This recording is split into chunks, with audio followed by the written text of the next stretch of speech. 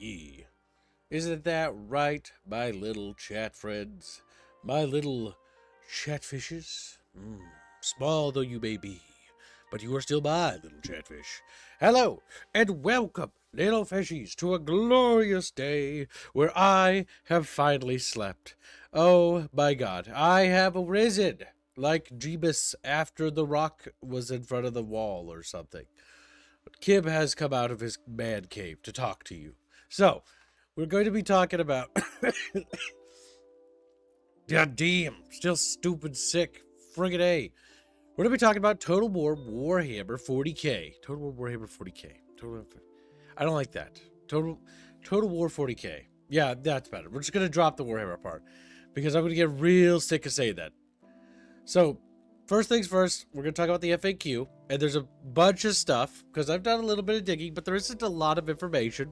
So, we're going to have to wait another 4 days until there's more information. So, again, this is going to be out of date. So if you're watching this and it's not 12/12/2025 or 12/13/25 or whatever, and it's like, 12/16/25, well, now it's out of date or some such nonsense. And so the first thing, the first meaty bits we're going to go down to and take a read of is the FAQ. Now, for those who missed it last night during the Game Awards, yes, Total Warhammer 40K was announced. I was completely wrong. Oh my friggin' god, I can't believe it. After I got done lecturing chatfishes on how this would never be possible, they're like, hold my beer, let's announce that we're gonna do Total War Warhammer 40K, just to make Kibbs look like a fucking blithering retard. So good job, Creative Assembly, you done it again. So, let's see. FAQ, what is the release date? Well... we're not sharing a release date at this time, but we'll have lots more to talk about later in 2026. Again, my estimation is 2026 or 2027. Probably no later than 2027, to be honest with you, because they are in a later state, and I did do digging, and people did get... the Creative Assembly shill YouTubers already did apparently touch this game before. There's allegations that they've touched it or played it already, so it's in a playable state, so... excuse me. If that's true, if that rumor is true, then it's much further along than I think people realize. Where are Chaos Space Marines is the next major question. While they're not a game at launch, they'll absolutely be part of the plans at some point, along with all other iconic factions from the setting. You can bet your ass they'll be for about 30 to 20 bucks. Oh my god, they're gonna nickel and dime you for every race. But... we'll have to see how they're going to do it this time. If they do the whole, Total War Warhammer thing, where they sell the game in 3 different parts, that's going to be trash. Because selling you 3 separate games for 60 bucks with little to no improvements between the two, in fact, having bugs and problems, and on top of doing, little fucking race DLCs in between each ones, that was cancer. Absolutely cancer. Disgusting. Genuinely. But, you already know that, chat. Welcome to more DLC and more crap. Next, will there be a pre-order DLC? No, they say. More details about pre-order bonuses will be revealed later in 2026. So again, if they intend to release more information about the sales stuff, if I had to wager a guess, I'm expecting it late 2026 or early 2027. My guess is actually around November fall time, but we'll see. I'm just throwing a little dart out there. They're not going to make expansion packs, Electric Angel. Expansion packs don't get made anymore. That's a different era, my boy. You're going to have to time travel. He's like, okay. Don't get me wrong. I would absolutely prefer the expansion pack methodology to be what they do, but... well, we'll wait and see. Who knows? Maybe, right? Dogirl donates $5 and says, from what I see, Total Warhammer 40K replaces siege battles with just field street battles. Yes, we're going to be talking about that. With capture points being involved, going the way of off naval battles. Yeah. There's some massive red flags here, but there's a couple of good news things. So the good news is very small, but it's still good news. Again, we're going to look at this, and even as one of Creative Assembly's biggest fucking critics, I'm still going to be honest about it. So, Will there be a blood pack? No. The 41st Millennium is a setting of eternal war, they say. So blood and dismemberment is key to an authentic experience. Yeah. I mean, that's the only thing yeah, that's good. That is good. They shouldn't be nickel and diming you for blood and gore. And to be honest, little kids don't play fucking Total War. Okay, that's entirely a lie. I was 6 and I played Rogue Total War. But to be honest, you're watching billions of dudes slice each other up and light each other on fire. All right? It doesn't matter, my dudes. Oh no, I forgot to ping the Discord community. Oh, no. 1 second, chat. I will handle this. I will handle this burden. Oh, Chumpus is working on it. I can see him typing. I believe in the Chumpus that believes in the me. I'm tired of being sick, guys. I have so much work I need to do, and I can't narrate anything. Ugh. Will the game allow modding? This is a big and important question, so listen carefully, Chatfishes. Yes, they say. Our intent is to support modding on Steam Workshop from launch. However, because of the new Warcore engine, the official modding tools will come at a later point. We'll share more on how we plan to support close to launch. So, there's some criticism that needs to be leveled towards Creative Assembly's way because, just on behalf of the modding community, because the modding community has had limited tools and resources for centuries. And I mean genuinely forever. They've locked the ability to custom do map editing and stuff like that, and you can't change the levels. And it wasn't until the modders called Dauntless Days for Attila the Total War, the Lord of the Rings modding team, that they were actually able to reverse engineer the hard locked systems to actually edit the world map. So it's good that you intend to do Steam Workshop, but you need to do more. Creative Assembly has a bad track record of not treating modders well, attacking modders, singling them out and harassing them. And so, again, I'm going to be critical of everything they've done in the past. I expect there to be massive overtures to the modding community. I expect the ability, if people want to add Hoth to this game, they should be able to add Hoth. If they want to make custom levels and custom worlds and change solar systems and stuff like that, they better be able to. Full mod support. Not just oh, you can change a pauldron or two. It's no, not good enough. Or you can change the stat variables around. No, not good enough. In previous Total Wars, you let modders actually, mod the game. Let them mod it. Quit fucking restricting them. No more restrictions. Show modders respect. Do not single them out. Do not harass them like you did with Three Kingdoms modders, because that was unacceptable. Creative Assembly has a bad track record with harassing individual content creators and only giving access to corporate shills. So, there again, they cannot be trusted. And I probably am on a blacklist for saying that. But, the truth has to be said. The truth has to be said. Overtures need to be done to repair the schism that Creative Assembly has done to its community. Because what it has done to its community has been an absolute disaster.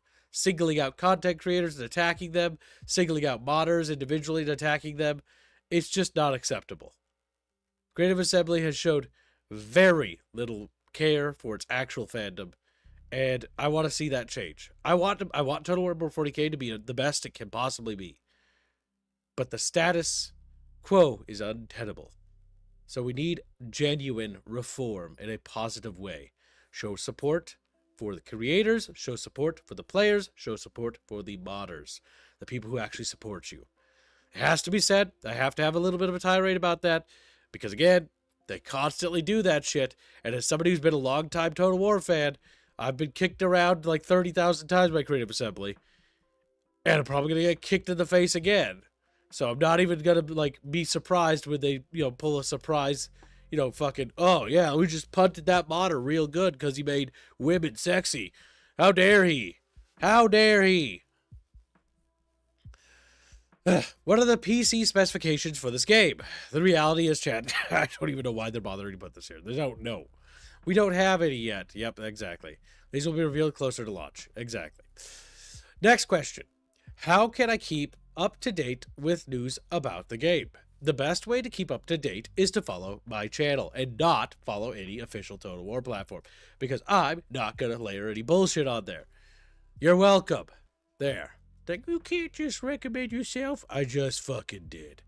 Now, we will be covering more Total War Warhammer 40k stuff, and we got a lot to still, like, chisel through here, and we're going to do a full analysis of everything, because I am a professional Total War player, so I can actually deduct things, because I've got a big brain. So let's see. They say tune in on December 16th for more information.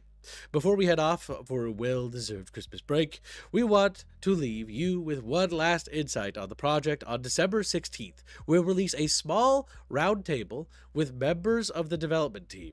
This won't be a big gameplay deep dive, but an opportunity to, so it's going to be not that useful, is what that basically means. To share some early insights on our project. They're probably again going to save it the stuff for January anyways, and how they're bringing excuse me, the setting to life. That update will be the last for this game until spring. Yep. When we're back, so they're going to be taking a bit of a high, so I don't expect anything on January if they're saying spring. When we're back, our plan is to kick off our campaign with a bang, starting with an in-depth look at both campaigns and battles. So we've got some serious fucking red flags here, boys. Genuinely. So before we get into the meat of this, I need to cover my screen. We need to go take a look at the game. Because we'll go through this, but we need to do the analysis that we performed last night. There is a very disturbing pattern inside Total War 40k. And I know it's just based on screenshots, but these red flags must be raised now while they can still be changed. So be vocal, be loud, and tell them what you think. So first things first, we need to talk about one thing here, chat. This game isn't made for PC, or just PC. It's made for consoles. And that is a red flag. Janitor 25 postbucks has missed my previous super. Also, I'm going to miss more supers, by the way. No, I'm not going to focus on supers. I'm going to focus on this for now. But I'm going to read yours, and then we're going to focus on what's going to happen now. If the game is above $50, 4 factions, start is not acceptable. Fit, sour. The reality is it's going to be $60 at minimum. And that's the issue, right? Because they're charging you $60 for like 4 factions. Out of a game, they're going to charge you $30 per faction. Like, they're going to nickel and dime the shit out of you. Doe Girl says for $5 from what I see for, I read that. And Janelberry said, the orc on the big pick is not green. 0 out of 10. No faith. Fit. Sour. Negative. Very generous. So yes, the very important thing we need to talk about now is this game is being made for consoles. Now, as a serious real-time strategy and strategy game player, I have a lot to say on this. The reality is that putting a RTS game on consoles has historically been a disaster for Iron Harvest, for Command and Conquer, for literally, oh my god, Storm Rise, like another game from Creative Assembly, mind you. Yeah, you thought I forgot about Storm Rise, didn't you, CA? No, I didn't. That's that when you killed the Australian team, when you abandoned them. I remember that. That was funny. You sick fucks. So, like, you sick. No, God, like, it's not a good idea. Like, Halo Wars, like, it flopped. I like Halo Wars, but it did not do well. It killed Ensemble Studios. Like, the reality is, anytime you make a console-based RTS, it's historically Supreme Commander 2. Like, the list goes on, dudes. It has been an unmitigated disaster every single time. So, how do you make a console game for the an RTS game for the console? You can, by the way. Let me explain how you do it. You design it first for the PC, and the console is never a concern whatsoever. You just make it, like, you dumb it down only when you make the console version. You know how I know this?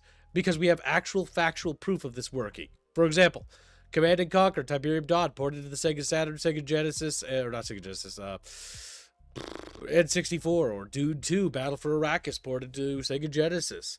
One of the earliest console-based RTSs on the markets in the Smithsonian Museum of Video Game History. Literally, Red Alert 1, Retaliation, ported to the PS1. You know, StarCraft, N64. Warcraft, I believe, 2 for the PS1 Yeah, like any time that's ever been done historically and it's ever worked, mind you, or Dune 2000 for which by Looking Glass Studios, surprisingly, for the port for PS1. I know, crazy, right? Looking Glass did that.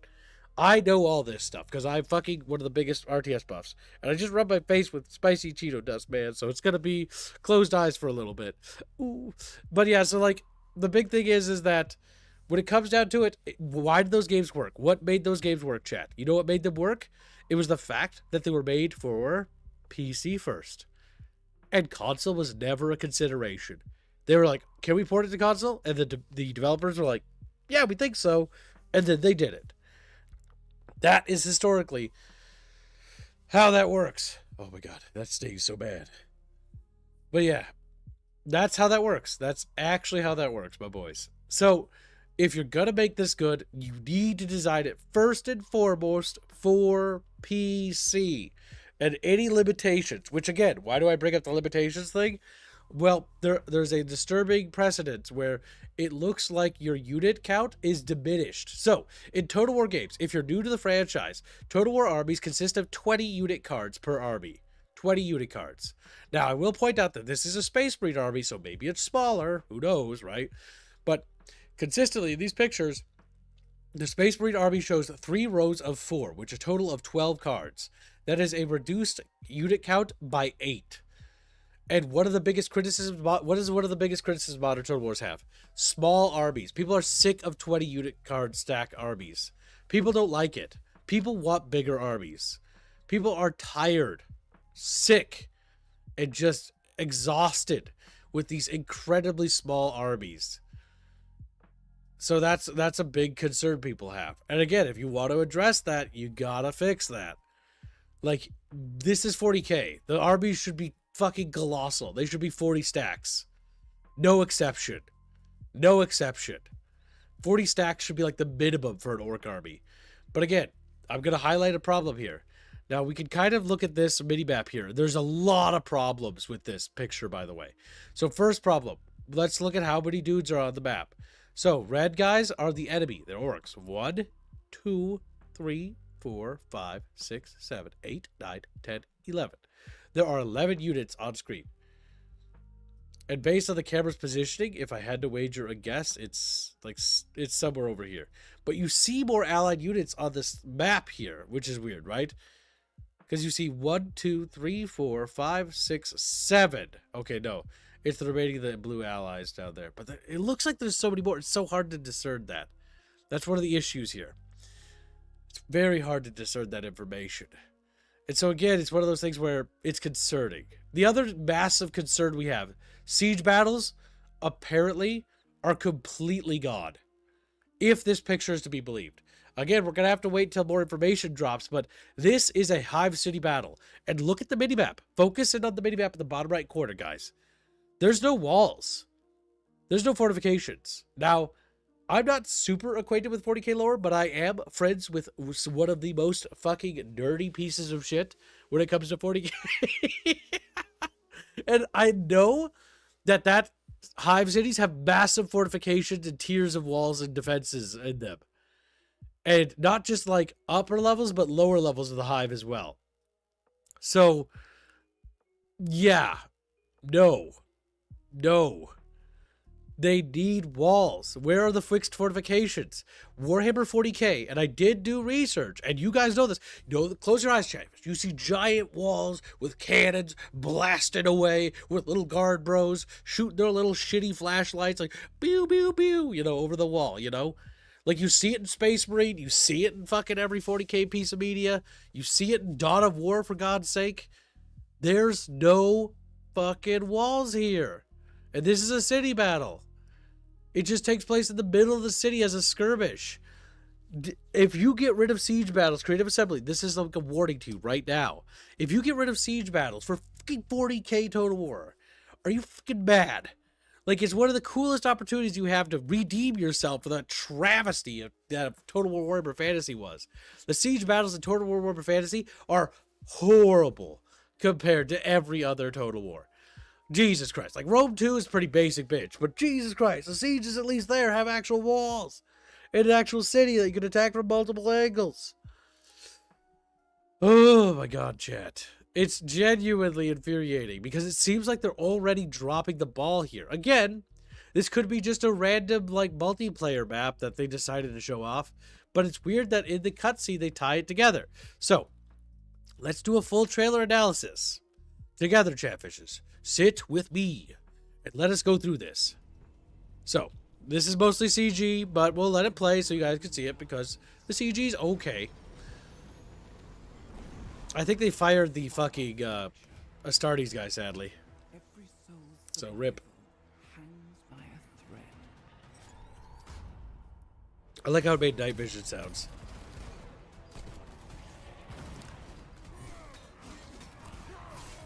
So yeah, just cinematic trailer.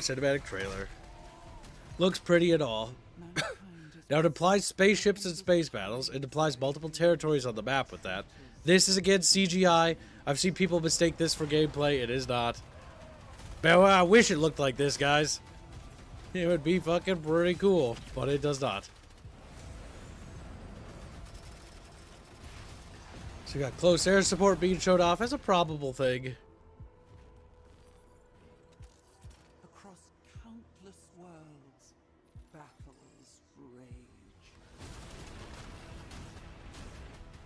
Showing vehicles and stuff like that. I don't really think there's any gameplay thing to be discerned here, honestly. Chat says they don't like the Primaris design.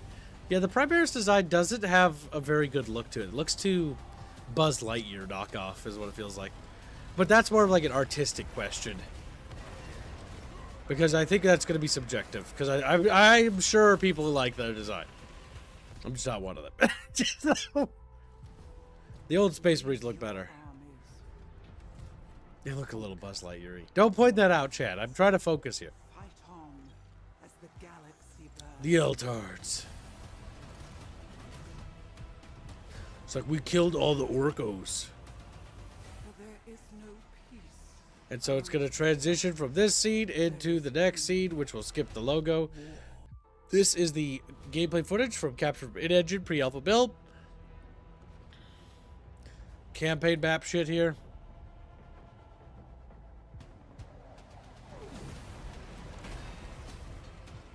Again, we have another picture, and both these pictures are the same city, by the way. Both these camera angles. One's over here, one's over there. Most of the map isn't even used for the battle. It's like a tiny little skirmish that happens.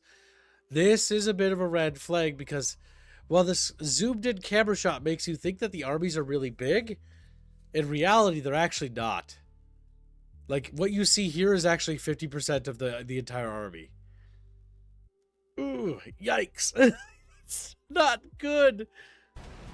Now again, one of the cool things is I think that might be the destruction coming back from like Medieval 2. So that's one plus. Again, not completely all negatives, but the army sizes. Oh, wait, hold up a second. Debris causes damage to units. Good to know. All right, we've discerned that. Yep, see that? I'll rewind it one more time. Take a close look, little chatfishes. Look at those. Look at the blood squirts. Blood squirts. Yep. So that destructible buildings will actually do that, just like they did in Generals. That's actually cool. That's actually something I like quite a bit. Now we'll say this army engagement looks absolutely ridiculous. Well, I don't know why, but it doesn't look like the guardsmen, which are in support with Space Marines, because the guardsmen are dark blue in this picture here, and the Space Marines are teal. And I'm wondering if planets have guardsmen armies to augment the Space Marine army, so you're coming in to like rescue them. But one of my concerns is that this camera shot here actually shows us almost the entire Orc army, mind you. And again, this is just a field battle. Like, this isn't a siege battle. Genuinely concerned here. Where are the fortifications? Where are the bunkers? Where are the walls? Where are the trench lines? I hope we see that soon. They have some in some pictures, but like they don't really look that the way they're supposed to. Orbital strike.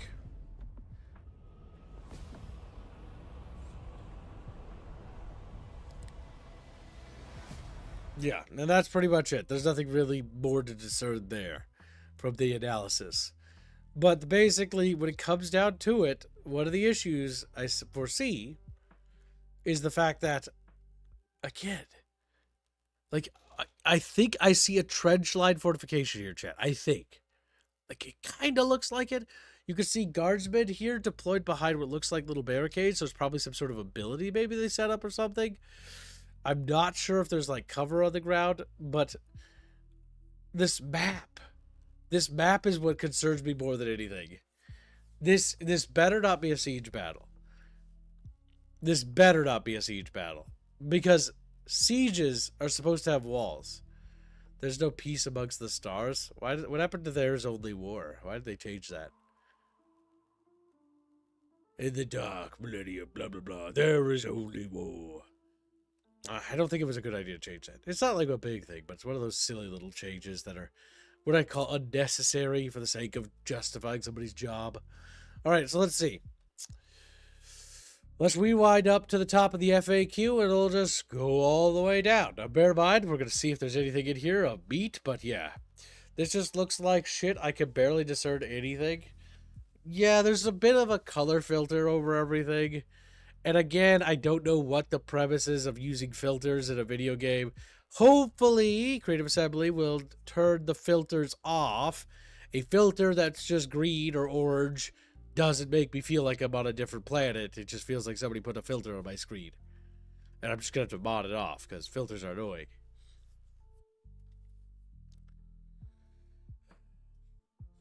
Excuse me. All right.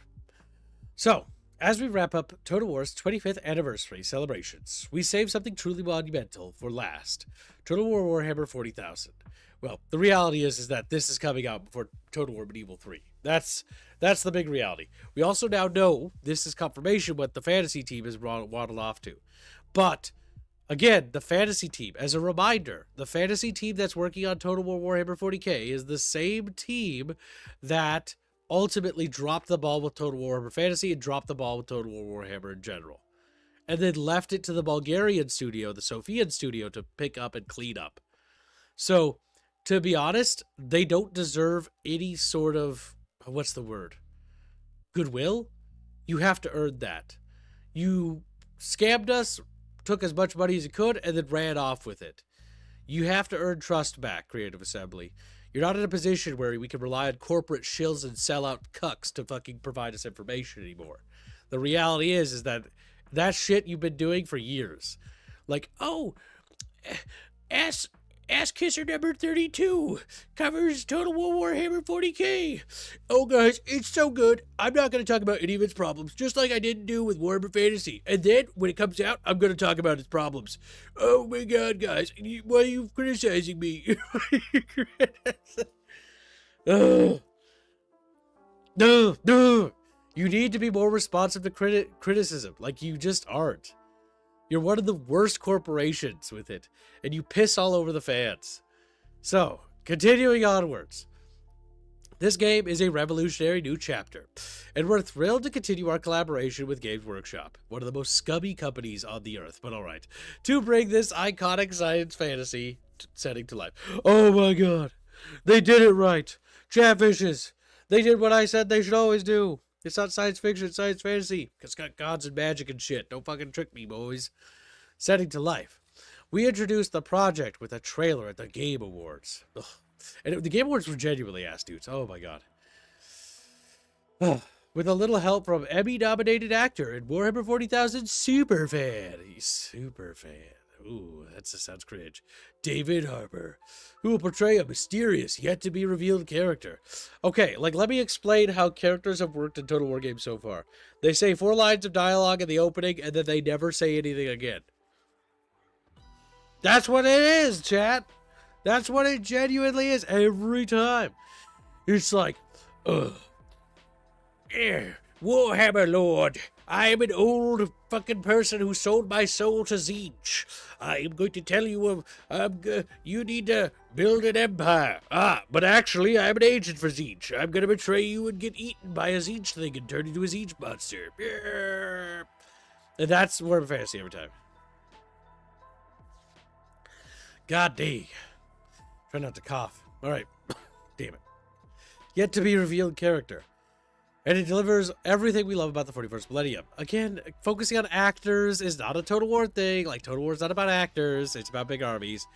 Desperate fight for survival. A galaxy ripped apart by war. Orcs losing their heads, literally, and so much more.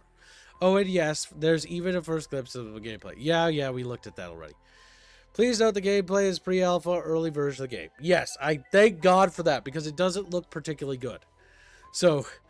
And honestly, let's not beat around the bush. It's doesn't really look like gameplay. It's the same gameplay if you were to point at the Rome 2 Carthage trailers that were lies and missold us the game before Rome 2 bombed. That's what that reminded me of, dudes. So like, you need to do better. And don't give it to the same corporate sellouts. Just make a general access fucking alpha for everyone. Not for fucking just sellout corpo shills, not for just shitty content creators like me, just for the actual player base. Because I want this game to succeed. I don't care if, like, whoever gets access. I just want people to play it and criticize the shit out of it so that it becomes the best possible game it can be. So, for the first time in our history, Total War is heading into the far future. We're bringing everything you love about the series. Really? Are you? I don't think so. Because, man, you better be making Medieval 2 then, but 40K, because that's what I want. Deep strategy, cinematic battles, and meaningful choices. See, that word is a buzzword that I've seen so often in Creative Assembly, I don't know if it means anything. What does meaningful choices to you mean, Creative Assembly? Random procedural event, the number 32. There's an event, do you want 400 credits, or do you want, like, 50 corruption or something? It's like, fuck. I don't know. Fucking get off my fucking screen. Pointless pop-ups. Pop-ups, the video game isn't, but choices. Ugh. So, you know what makes choices, right? I expect to see bridge battles. I expect to see custom, like, cities and, like, villages on these planets we're fighting on. Like, we should be fighting in, like, little villages and stuff and fighting over bridges and securing forests and burning forests from the strategic map. That's what we should be doing. Doing real strategic, actual, meaningful choices. Not procedural events like Total Warhammer Fantasy did, because that was boring. This is forging your own warpath among the stars with the aim of bending the galaxy to your will in an age of relentless conflict. Our ambition is clear. To create the ultimate strategy experience for the Warhammer 40K universe. Over time, this game will grow into a sprawling galactic battlefield, packed with iconic heroes, fearsome war machines, and richly detailed worlds from the most beloved science fantasy setting. So, that is curious you say that, Creative Assembly. Does that mean you're no longer going to use those crappy settlement maps and we're going to have custom planets? Like, Terra will have its own unique planets, Mars will have its own unique, like, cities and stuff? And Cronus will be like there and stuff like that? Can I expect actual uniqueness to this map again? Or are we talking like, no, it's just like, okay, it's just the Warhammer city for the humans for the 30th time, copy and pasted. Because your map editing team has been doing a fucking terrible job, I'm not gonna lie to you. Get your shit together, my dudes. Ugh, we need this to be good. We need this to be good, chat. And we have to be hypercritical. Because the only way this game has any chance of being good is if we don't ass kiss and we're critical. In case you haven't checked out our store page information quite yet, here's a glimpse at some of the primary features coming to the game. These offer a brief preview of what's to come, with even more exciting details set to be unveiled throughout the marketing campaign. Command 4 iconic factions, lead campaigns across the void from 4 radically distinct factions, so the other ones will be paid DLC. I swear to God, if they're like $30 though, I'm gonna scream. And if you do this whole legendary Lord pack, I'm gonna scream. No more nickel and diming me. Literally. Just make like the Necrons, and then just one-time purchase, I have the Necrons. None of this, I have to buy Total Warhammer 1, then buy Total Warhammer 2, then buy Total Warhammer 3, then buy all the Skaven DLC scattered across all 3. Like, please, for the love of Christ, just fucking be like, $20, here's your Necron army. No bullshit. No fucking Lord pack shit. No fucking none of that garbage. Because you fucking made the DLC cost for Total Warhammer 3 reach not in 100, or it's not just like 200 or 300, it's like 400 plus fucking dollars. for one fucking game, my dudes. Unacceptable. Seriously, prices. Reasonable. Reasonable. Quit treating us like we're actually GW fans, because I ain't. God damn. Alright. Space Marines, genetically enhanced weapons of war. These warriors are few in number, but each is the equal of a host of lesser troops. Clad in sacred power armor and wielding deadly weaponry, they are an uncompromising force that strikes with devastating and unyielding precision. Oh my god. Ooh. Okay, Space Marines is an obvious choice. Like, I'm not even surprised there. And honestly, like, the lineup is pretty good, except I have a little bit of beef. We'll just keep going. So that's the primary faction. That's your spunky Marines, you know, your big chungus boys, your big derpy boys. I don't know if there'll be an option to use the non-Primaris version. I would assume not. But yeah, so damn, which sucks because like the Primaris squad sizes are lame and the other ones from like the other ones are really good. Like the fucking old Marines. At least I like Dawn of War 1 a lot. Alright, so, orcs. Brutish hordes of destruction. They are unrelenting, countless, and live for war. Storming the battlefield in endless mobs, which honestly is debatable considering how there's only like 12 unit cards. It doesn't really look endless, so there better be more units, like genuinely. Or I'm gonna scream. I'm gonna fucking scream. They brandish unpredictable weapons and clinking war machines. Yeah, because the issue is 12 unit cards just makes... Like, imagine having 12 unit cards of the Tyranids. Or, sorry. The Tyranids. Whatever. Same thing. Space cockroaches. Space cockroaches. Right? Like, 12 unit cards? Like, oh, the Tyranid hive fleet is above our planet, Chatfish.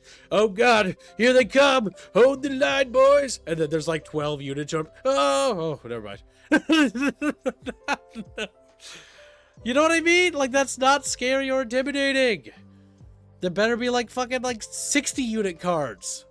It's a fucking Tyranid hive fleet. It devours friggin' planets. Ugh. Ugh. Next, we have the Eldari. An ancient and waning alien race of losers who once ruled the stars. But, like I said, they're losers, so they don't now. But now find themselves scattered and losing across the galaxy. Swift and elusive, and losers as at heart. They strike with psychic precision and elegant weaponry, but still losing. That's like their story. Oh my god, it's so funny. But yeah, so the Eltards are going to be in it. Honestly, the Eltards, they're alright. Not my favorite choice, but it's a classic choice considering the fact that they were in the first Dawn of War. So having them here is not an unwelcome surprise. Not to mention, I think their gameplay will starkly contrast with the others, considering it's more about stealth and, like, you know, maneuvering with, like, elite small groups of units and specialist dudes. Next we have is the Astra Militarum, or the Imperial Guard, but they had to change the name because they couldn't copyright it. They keep misspelling the Eldar? Yes, they do. So the reason why GW does that is because they can't sue you if they don't call it... Because they tried copyrighting things like Pauldron and, like, fucking shit, and that didn't work, so they're like, fuck, how can I sue my audience? I know. Let's make up a word. Alright, I'm suing the shit out of you. So, like, that's what they did. The Astra Militarum. The Chuty Mews. They're called the Imperial Guard. I know. They're the Imperial Guard. The Astra Militarum. Just absolute goobers. The vast ranks of humanity's largest fighting force are a bulwark of flesh and steel. Their legions of soldiers march beneath the roar of battle tanks and the thunder of artillery, grinding enemies into ruin with discipline, fury, and sheer determination. So, like, genuinely, that's a good choice. Like, the other one I would like to see is the Mechanicus, because I think they'd be a neat thing to have in this game, but I think they should focus on alien races first. Like, it would be cool to see the Necrons in the town just because alien races taking a front seat would be nice for a change. But yeah. So yeah, that's a good lineup. I don't mind that as the initial launch lineup, but my big concern is pricing, right? How much are you going to charge for this? God forbid, Creative Assembly, do not charge $80 or $70, you pieces of potatoes. Like, just 60. Like, realistically, you should be charging 50. because you're going to be charging us out the ass collectively for all the DLC. Like, I already know you're going to do that. You're like, $20 for the Imperial Guard, and it's got a legendary lord in it. Oh my god, you do that, Creative Assembly, I'm throwing rocks at. I'm throwing rocks. I'm just going to throw a rock throwing. No. Just one time buy, you get the whole faction. No fucking chopping them up into sub pieces. Like, oh, did you buy the third piece of Astra Militarum DLC to complete your Astra Militarum army? No? Okay, go fuck yourself, boy. Like, fuck. Like, I hate that shit. Van Gareth donates 25 Polish bucks and says, let's face it, this game will be bad. Better go back to Medieval 2, playing Third Age mod at the moment, and it's better that anything CA released recently. Yes, CA's released recent games are bad. That's why I'm like, I want this to be good, but like in my heart, I know it won't be. And that makes me sad. But I refuse to lay over. I refuse to lay down. I refuse to be quiet about it because I'm sick of Total War being bad. It's like nobody's coming to make a new Total War game. That's not going to happen. All right, no one's going to make a different Total War game.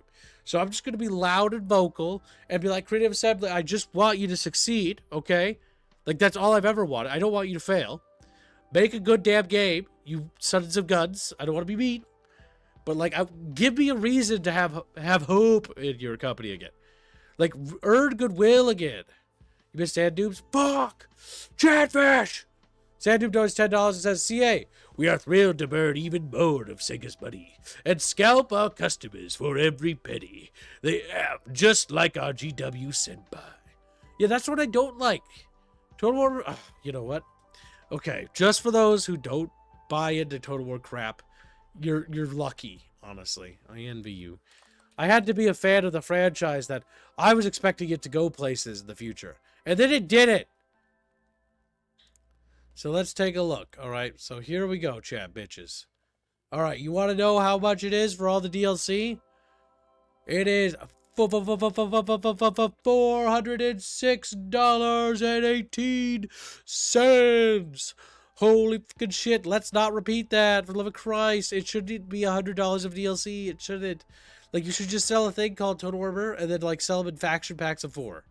Like, here, you get the fucking Tau, you get the Necrons, just like Dawn of War did. And just give me, like, their whole armies. Because odds are I'm going to be waiting for modders to fix this game, as always. Damn. My friends are based. Alright, yeah, no, fuck. I just can't be fucked, dudes. Like, I've tried every DLC, and I don't even know if I want to try these. Like, I don't think I do. They're mixed. Like, they're considered mid. I want Total War to be good again. I want Creative Assembly to make good games.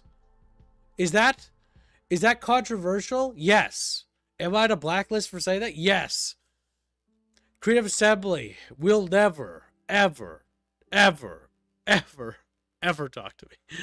Because I dared to ask, can you be better? Can you be better? CA, you need to lift your blacklist on people and stop being a little tsundere, okay? Like, the reality is your corporate shill tubers don't care about you, all right? They're just going to tell you what you want to hear. I, Papa Kip, am here for you. Here to beat you into submission. Here to teach you that you're... No, that's too creepy. But you know what I mean. I'm going to make you a good little Creative Assembly. It's like, no, I don't want to make good games. I know. I can tell. I can tell. I played every single one of your games. Every single one. There is not a Total War game I have not played. That's weird. But that's true. Space King Total War. Unironically, that would be fucking amazing. Space King Total War, I would literally throw this in the trash and just take Space King Total War over this. But the reality is that ain't happening, my dudes. Alright, back to the fucking thing. Enough procrastinating and being sad. So, customize your war machine, Chatfish. What does that mean, Kim? Well, I don't know. We'll find out.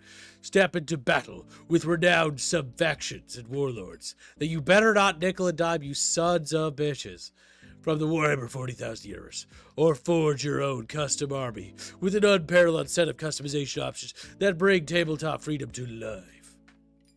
Okay, this better not play like the tabletop, because 40k tabletop does not play well. Like, it's not a very fun game. It's one of the, what I would say, one of the weaker tabletop war games on the market. So please, love of God, do not emulate the tabletop. The whole point of playing the video game is to not be the video game, or to the tabletop. You're a video game. You can do more.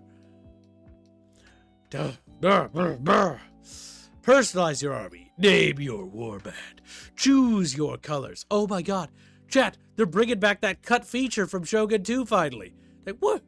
Yes, the Avatar campaigns. And emblazon your regiment with an array of iconography that strikes fear into the hearts of your enemy. My fucking god, chat. We can finally paint our armies again. They brought back Shogun 2 mechanics. And they're gonna charge us for it.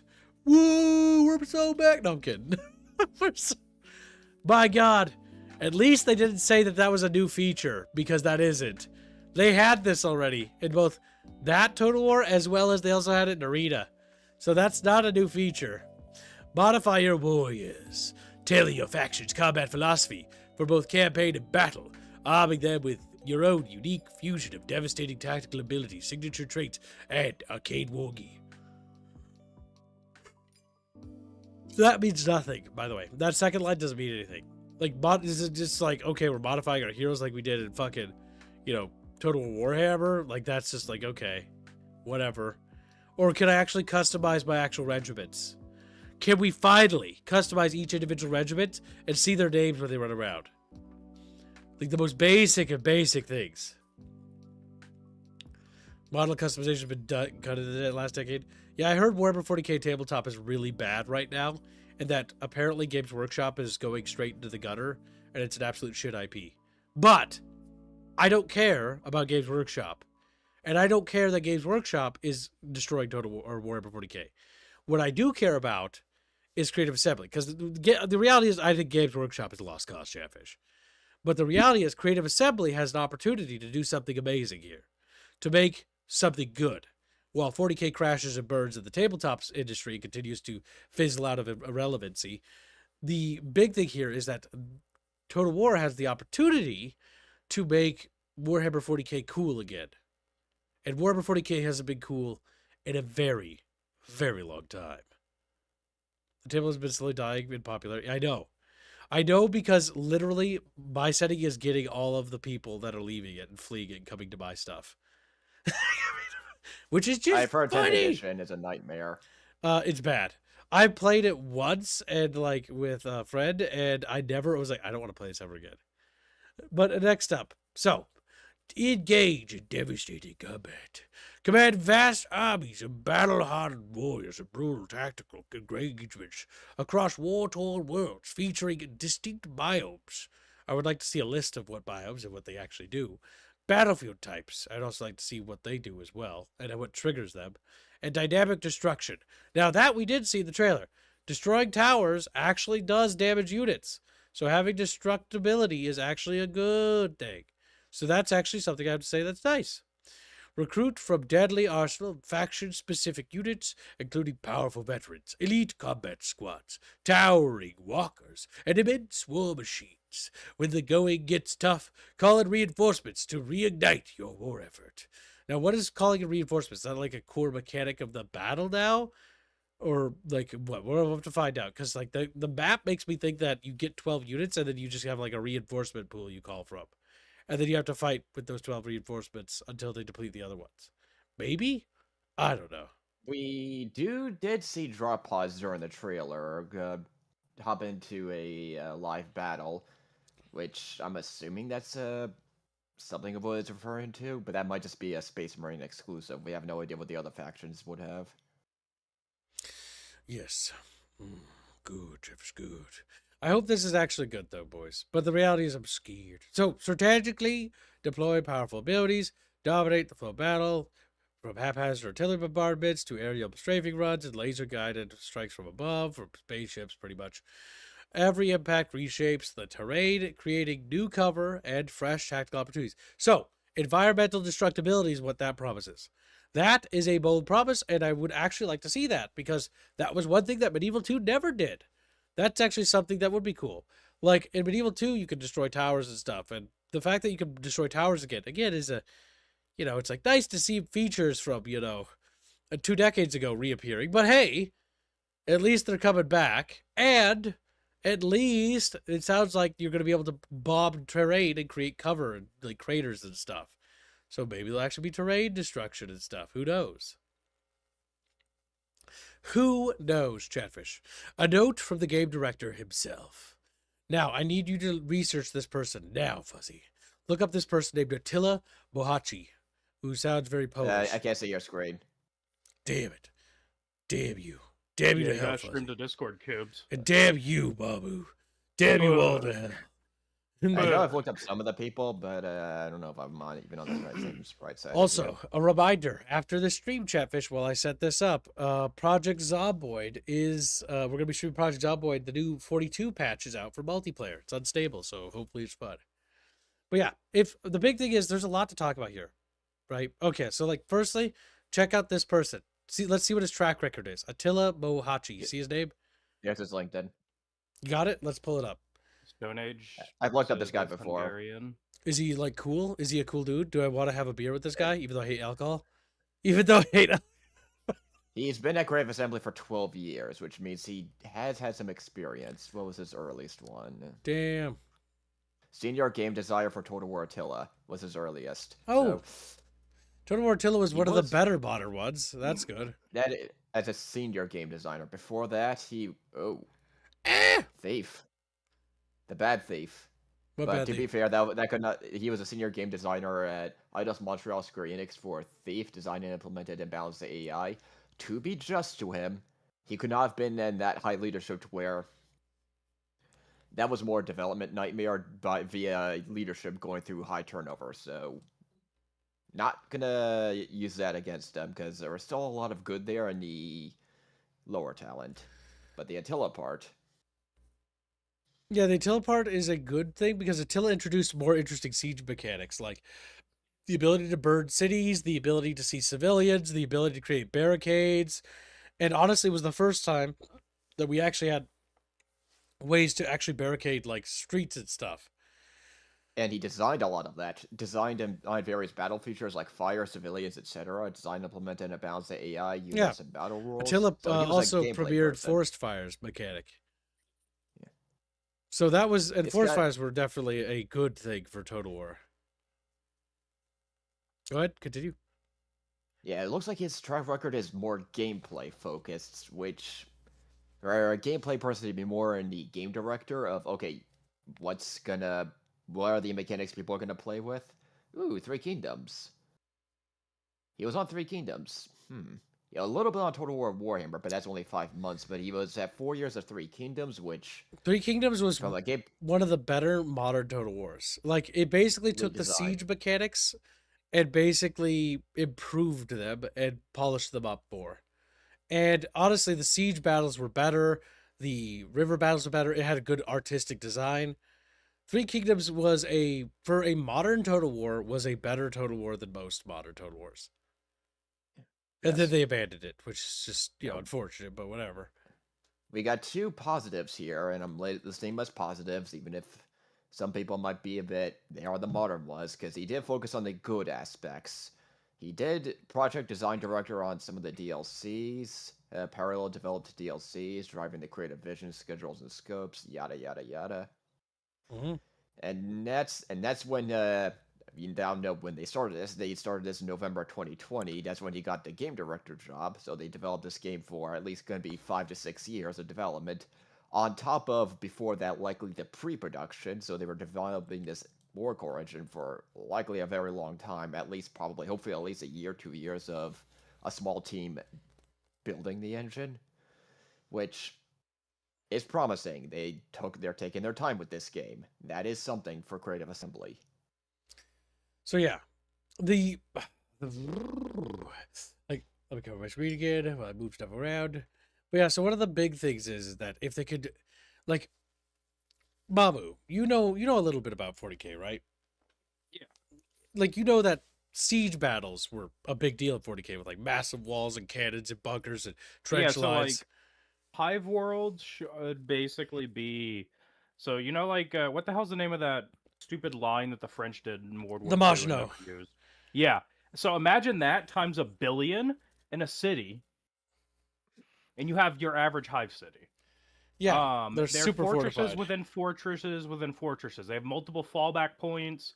Some of the more loyal hive cities will even have apocalyptic weapons like nukes, Virus hive bombs like on virus the hive, but like yeah, Armageddon. like crazy shit.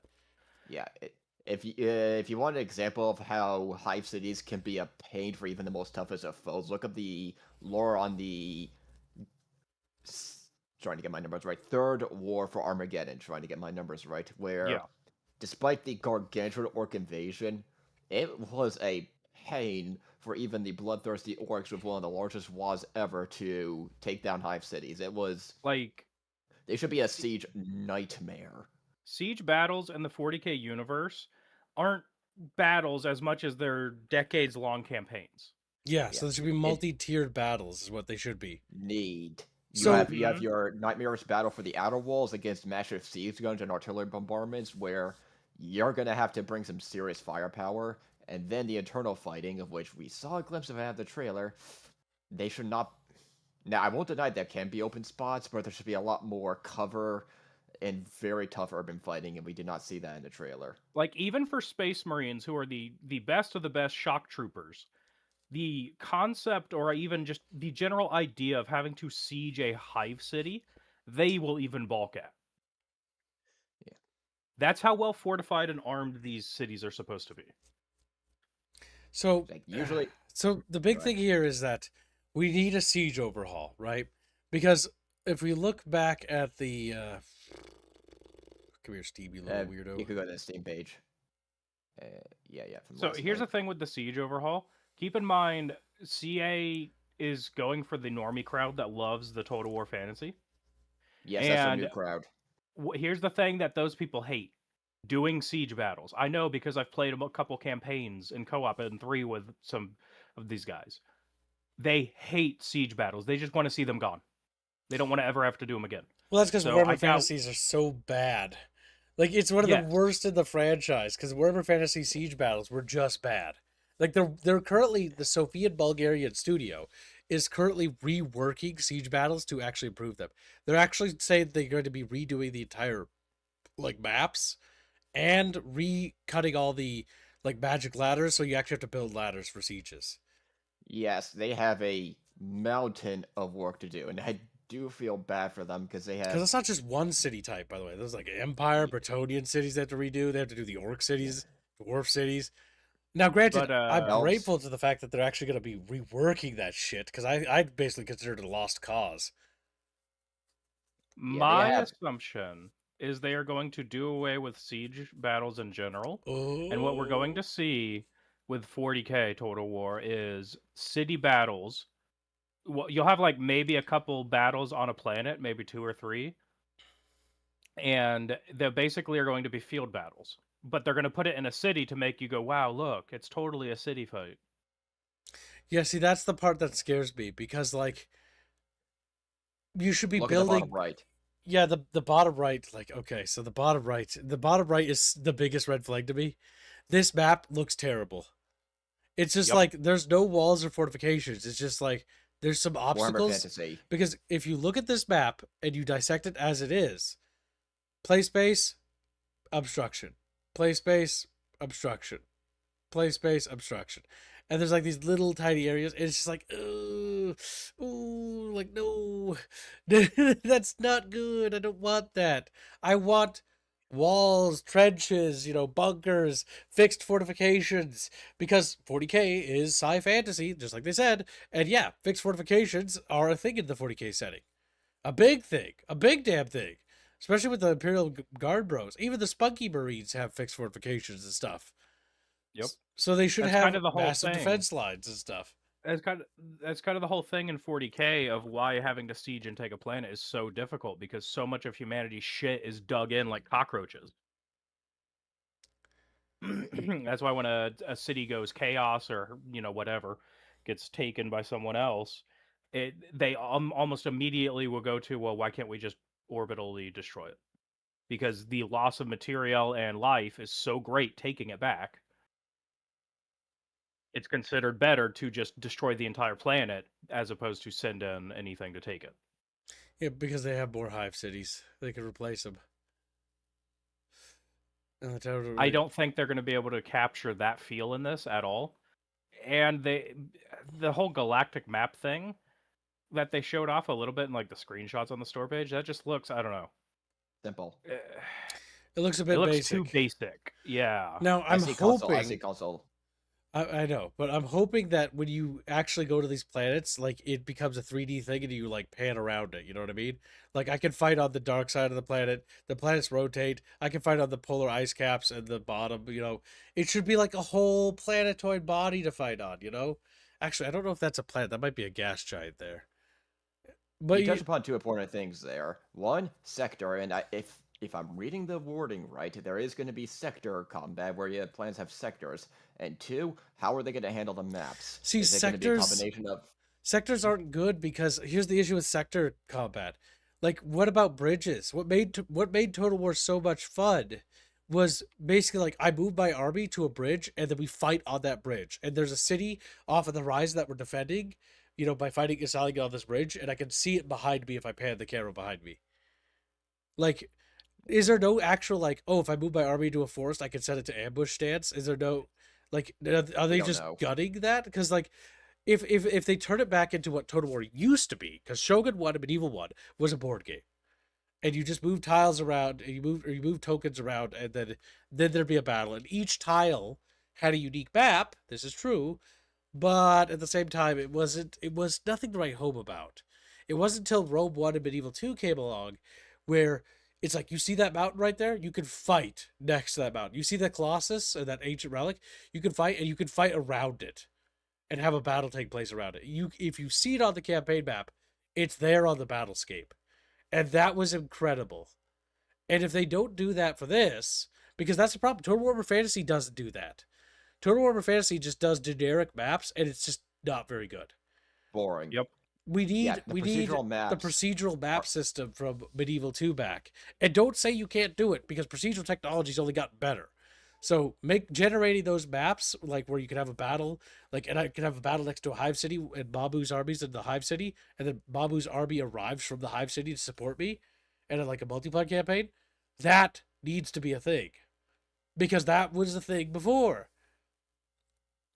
Yeah, and the funny thing, and what's funny is, this is a point, procedural generation is a point where you can actually use AI tools. If you want to use any of these new modern tools, or machine learning, if you want to go something a bit more simpler. These new, or just, hell, even traditional methods would work. You just need to innovate and patch it up. You could do a lot of that over 40K for some truly spectacular maps. And, God, it's so frustrating, as they need to have innovated off this system since Medieval 2. They brought it back for a bit temporarily for, was it Rome 2 and Attila? I don't remember Three Kingdoms since I ever played it. But with Fantasy, they didn't bring it back, and we've seen no confirmation of what they're doing with the maps. And as Kibbs elaborated, army positioning and stances and ambushes, that was one of the funnest parts of the old games of Total War. Hey, you see the Grand Campaign map, you look at the terrain, what's going to give me a strategic advantage? What are my options? Can I lure the enemy to a favorable spot, or can I attack where they are now and attack from a certain direction? Yeah. Don't see indication of that from the trailer we got. All I saw was a ship above and just going from the hive city up to the battle barge. Trying to think of that. God, refreshing my Warhammer terminology is also frustrating. I've been out of 40K. The Space Church. Just call it the Space Church. Is what it is. Space Church, yeah, Space Church. And this is just leaving me so many questions. And yeah, on paper, the game director looks like he sounds like he knows what he's doing. I mean, he's got a good portfolio, but yeah, the concern is like when you look at some of these shots. Now, it is early alpha, right? Allegedly. And right here, like, yes. For example, look at this. You see this Babu and Fuzzy? Yeah. Yeah. Like, is it just like you attack the tiles and you don't actually deploy an army on the map and then they just fleets that move around? Because that'd be lame. Because what I want to see is, like, you have your fleets, which move your armies, because it's part of your naval and have a logistics system. And it's a pretty basic arcadey simplified one, right? So you got your space battles, and you land armies, and then they fight on the ground and stuff like that. You know what I mean? Or they fight on giant orbital space station stuff, things like that. That's what this should be doing. And I'm a little worried that they're not going to do that. Yeah, just looking at this, I'm going. I have so many doubts, and my pessimism of Creative Assembly is just so deep right now. We've been burnt for a very long time. When did Warscape come out? 2007, 2008, 17, 18 years? We've been burnt. That's not easy to get back, and every single time it looked like they were going to go in the right direction, and they got yelled at. The community just forgave them, and just went around consuming it. And they only finally broke during the 8 years of Total War Warhammer, where they finally left and went to Paradox. Yeah, it's concerning to me. Because the big thing is that like the low unit counts for the Space Marines. Okay, I can get behind that because they're fucking Space Marines. That just means they'll be super powerful, right? As they should be. But my concern is that are they going to actually be super powerful? Are they going to be really good? Or also, can we have big armies? Because I still want to field tons of Space Marines. I still don't want to see just 12 dudes. I want to see 1,000 men on the screen with the Space Marine army, and I want to see 10,000 soldiers with the guards. I suspect the Space Marine chapters we're gonna get in the beginning, because they're gonna nickel dime it for every single chapter. Gulp. We're only gonna get Codex compliant in the beginning, so you're only getting what's a compliant chapter? 1,000. Yeah, Yes, 1,000. That I don't want Um, 1,000. We got these three. no, that's 1,000 is nothing in the scale of 40K. I only recognize one. I don't. I just Go back to that. I'm not super big into 40K. So my favorite chapters Blood Ravens. So they're not here, but they got the Smurfs and then the these other blueberries. two dudes. I have no idea. I won't recognize them. Yeah, I don't recognize them at all. I don't even know that. I don't see Chatfish, my do you Black recognize? I don't recognize them at all. Chatfish do. Chatfish. Chatfish. Space Wolves and Blood Angels will probably be DLC. Yeah, along with Black Templars and stuff of that nature. Yeah. And also, screw Crusader's response to the obvious question in the FAQ. Where's Chaos? Oh, it'll be a day one. Yeah. Oh my god. Okay, so hold up. If I'm sorry, I just had to think about that. If they make oh my god, if they make the Chaos DLC debacle repeat from Total Warhammer Fantasy by pre-order DLCing like they did with Chaos the first time with Warhammer Fantasy, do you have any idea how negatively that went? That is what blew up my YouTube career, by the way. That's what made me Yum Number. Was that whole fucking thing? It literally was. Now I don't want to say that's terrible to ascribe success to a tragic point like that, but that's literally because I was so mad about that. Oh my god, I was so mad I ranted about it because I needed to blow off steam after work, and then all of a sudden I just started getting tons of people yeah, because they're resonating with it, and it's oh no, we do not need that. According to the FAQ Fuzzy just posted where he grabbed it, will there be a pre-order DLC? No. More details about pre-order bonuses will be... okay, so there will be. I covered... So they're saying no there, but then more details about pre-order bonuses will be revealed. So yes, there will That's be. That's Achilles heel. Yeah, which means there is a definite chance this is going to be pre-order bonus. If they do a race for a pre-order bonus, that would be incredibly scummy. That's what they did with Fantasy 1. I know. And that was such a shit show when that happened. That was such a massive fucking, oh my god. That's when Creative Assembly lost all goodwill. And they never ever recovered from Total Warhammer 1's Chaos DLC debacle. It was so bad that the scar of it is still felt today. Yep. Shadow says, I don't think it'll be day one, but it will most likely be the first DLC. I think it will be day one. See, because that's what Creative Assembly does. They're slime balls. They better not. They oh god. You know what they should do? They did that with ogres too. Yeah, they did. You want to repair goodwill, Creative Assembly? Let me give you an easy cheat. include Chaos with the base game as a surprise announcement before launch. And you will be able to stuff out critics like me so easy because people will just lap that shit up. I just gave you a cheat sheet, and I saved people money. You're welcome. There is one other part of the FAQ that has me concerned, or just at least in watching. Will the game allow modding? Yes. Our Yes. intent is to support modding on the Steam Workshop from launch. However, because of the new Warcore engine, the official modding tools will come at a later point. More details, yada yada yada. The big thing about Now that- modding, like we talked about before, because I talked about this at the beginning of the stream, so we're kind of retreading old ground here. But I basically said that they need to make the modding tools better. They need to make it more robust.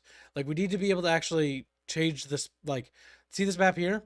I want to be able to, I'm going to add Earth and put it over here for some reason. I'm going to put Pluto over there. And then I'm going to delete this and connect those lanes together instead. Like, we need full customization and modability. We need so much modability that we should be able to turn this into Star Wars if we want to. Or we should be able to turn this into whatever the fuck we want.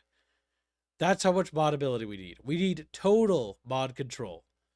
As in, none of this fucking gimped modding tools, because they've been giving us gimped modding tools for our modding communities for ages. And our poor modders literally just have, like, oh, I can change, like, a couple bottles. And I can maybe, like, change a map. But God forbid if I want to change the campaign map. I know, not to retread too much, I know Total War Warhammer is almost unplayable vanilla. It is. Like, you have to do overhaul mods. Total War, I would 100% agree with that. Total War Fantasy is not playable vanilla.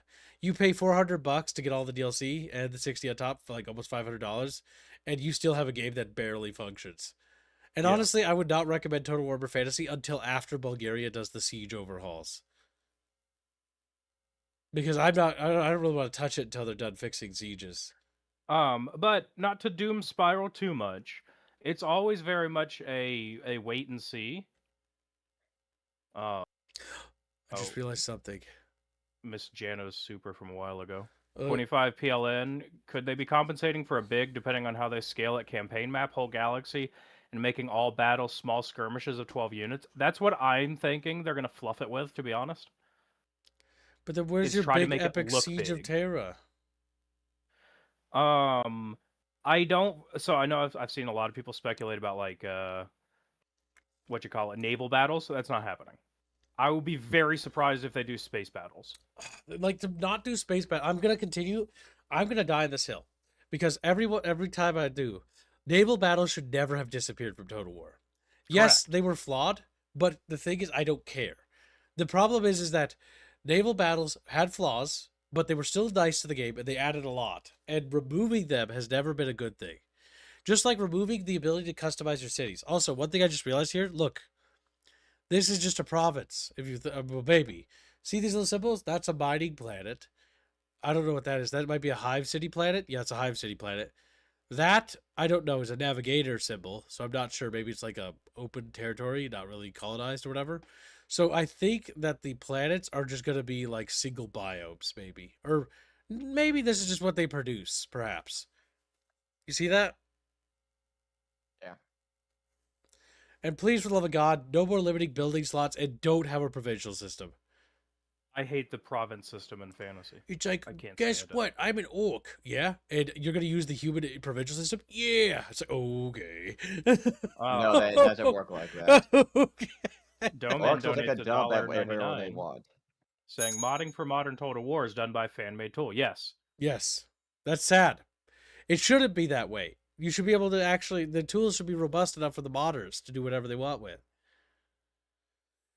It makes me angry.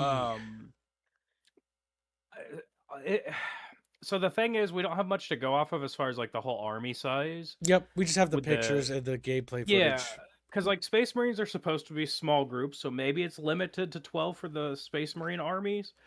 Maybe the Imperial Guard will have more. I don't know, because they haven't shown any of it, which makes me So, think it's not ready. The only issue There is is- that I've looked and counted here. So I've counted all the icons. And they never, and based on the minimap, they never exceed 12 for either the guards, the orcs, or the Space Marines. And despite the fact that you have the entire And that's every bottom screenshot, center. mind you, including the gameplay footage. So Yup. I've counted all these, and they never exceed 12. None of them do. That's why I was very concerned, because there's technically 3 factions fighting here. There's teal, which is Space Marines, and then there's blue, which is the Guardsmen units. And if you count them all up, neither side exceeds 12 in any screenshot. That goes for Guardsmen and Orcs. Which, again, Yeah. is a red flag that I have to raise, because, like, oh... Like, there is good... It's not like it's all doom and gloom. There is some things that are cool. Like, for example, let me show you this. Because I don't know why, but I was tired last night, so I didn't notice it. Yeah, skip. This. So watch this. See that building got hit by that little drop pod? Now watch this group of orcs right here. Look closely at them. And Chatfish too. See how there's blood sprays? It's splat. Yep, because Yeah. the structures actually do damage. So that, for example, is a positive change. That is good. Also, the guardsmen are using autoguns or something? Like, what are they shooting? There's not lasers. Not every Uh, guardsman regiment has las guns. If it's not like a Yeah, they might be Those- autoguns. yeah. Yeah, they're using autoguns or something, because look at that. That's interesting. Those isn't have it? to be. Those can't be las guns, unless Unless they're doing the Gladius dumb move of making the las guns yellow. So then Or they, going to 4-4 even. So yeah, 4. when they start turning into Star Wars, god damn it. I like Yeah, how I also like the how las guns in Gladius are yellow. You have to get a mod to make them red. It's so dumb. it's gonna be really funny if Dawn of War 4 will have more Space Marines in one fight than Total War. I don't think it will, but like one of the problems I have to point out though is that this game, in my opinion, like do we even know when Dawn of War 4 is supposed to launch? The issue is that this game is directly competing with this game. They're now in direct competition with each other. The reason why I was, and I can't believe I'm wrong, because Shadav, you remember Shadav, you and I had a conversation, and Dobin, both of you, were like, no, it's not possible. Like, they're not going to make Warhammer 40K for fucking Total War. It doesn't make any sense. If they do that, it would sabotage Dawn of War 4. Like, it's literally going to, like, the RTS market's already niche, and then taking that further and dividing those sales even further, because both games are going to have DLC races to high hell. And so it's not like, oh, you're spending $60 for this game, $60 for this game. It's, oh, you're spending $400 for this game, $400 for that game. That's $800. That's almost $1,000. All right. Now I know it's gonna be drip fed DLC, but like that's a lot. Why is it possible? It's just done. Why not, you stupid bastard? Yeah, like pretty much. And so like that's why I was genuinely floored when I heard this was announced, because I'm like, I'm interested, but like at the same time, like you just like you have 2 games that are now. This is weird, okay? Because I know about a lot about Creative Assembly and a lot about Relic Entertainment because I've been a fan for Total War for ages, and I played both their games a lot. There was a time when Sega and Creative Assembly, I mean, and Relic were both under Sega, and they actually had playful competitions where they would do funny little crossover events where Total War would do something referencing Company Heroes, and Company Heroes would do something like you get the blood DLC or the blood for the vehicles, and it said in the description like all the Roman legionaries they ran over, and they did this playful competition where they'd playfully fight each other. This is like the dark art of like, you know, these 2 like companies that used to be friends now have to kill each other. You know what I mean? They used to be friends, but now they're actually legitimately competing with each other. Look, it's Highlander rules. All right. There can only be one. There can only be Decapitate some- one 40K slop factory. I don't want these to be slop. That's the issue. I know you say that, but I don't want that. That's why I want to be. Oh, I don't want them to be bad either. I'd want be this to pleasantly be surprised if it's good. great. Creative That'd be a Assembly. huge win. But they don't trust But it. I've been burned so much by Yep. CA over the years, I just have no faith. Same. And also, King Art Games doesn't have a very good track record. Oh, wait, no, they're not competing with Relic Entertainment. King Art Games is developing Dawn of War 4. I was wrong. I forgot. I forgot that Relic Entertainment got kicked out of working on Dawn of War. They made the remaster, which did good, and then they're like, get the fuck out. I was like, damn. Relic is the retirement mode? Yeah, they are. I completely forgot that. No, they're not competing with. Creative Assembly is competing with King Art Games. Which is King Art Games being published by the same thing? I swear to God. Let's check. They're not published by Sega as well, are they? That would be even No, they have Deep Silver. stupider. Okay, so the reality is that, okay, because I was going to say, the reality is it's Deep Silver is competing with Sega for sales here. It's actually a war between these two publishers. I was going to say, but even the fact that if I was GW, I would not authorize the production of 2 RTSs. I'd be like, okay, you could make Total Warhammer 40K or you make Dawn of War 4, but space them out by like 2 years. So that way there's breathing GW room doesn't give a between. shit. I know they don't. All they care about is whether or not the check clears. God, good damn it. Honestly, But GW's in financial dire as it is, so. Well, Games Workshop is going tits up, and 40K as a setting, or not a setting, as a, not a setting, a hobby. Like its player pool is collapsing currently. Yeah, you've had people trying to flee to like BattleTech or what the hell's that? The lame Frontline one that looked cool. Oh, you're talking about Trench Crusade? Yeah, Trench Crusade. Like people fled to them, they went, ew. Conflict 47 or whatever. I hear is a decent one. There's some other alternatives that, but yeah, there's a massive exodus happening for 40K, and it's not stopped. It's the same exodus that we talked about when they flooded BattleTech, and then the problem is that when the exodus happened and they flooded BattleTech, they brought the woke with them. Yep. And the problem is wherever the 40K refugees went, and it's not their fault because of what happened to GW, but the parasites among them literally go and start hijacking everything that they flee to. Because they're literally like they're like wolves in sheep's clothing. And they just keep spreading everywhere. Like that happened to Trench Crusade, that happened to fucking BattleTech. I don't know if that's gonna happen to Conflict 47, but like, yeah, it's happened to a lot of them. To be fair to Trench Crusade, I'm pretty sure they were pretty woke before the Exodus hit. It sounds like from the word go, they were pretty bad. Well, the initial thing about Trench Crusade is its origins, and correct me if I'm wrong, chat, is that it was actually an artist who produced art, said the same art of King Art games for Iron Harvest.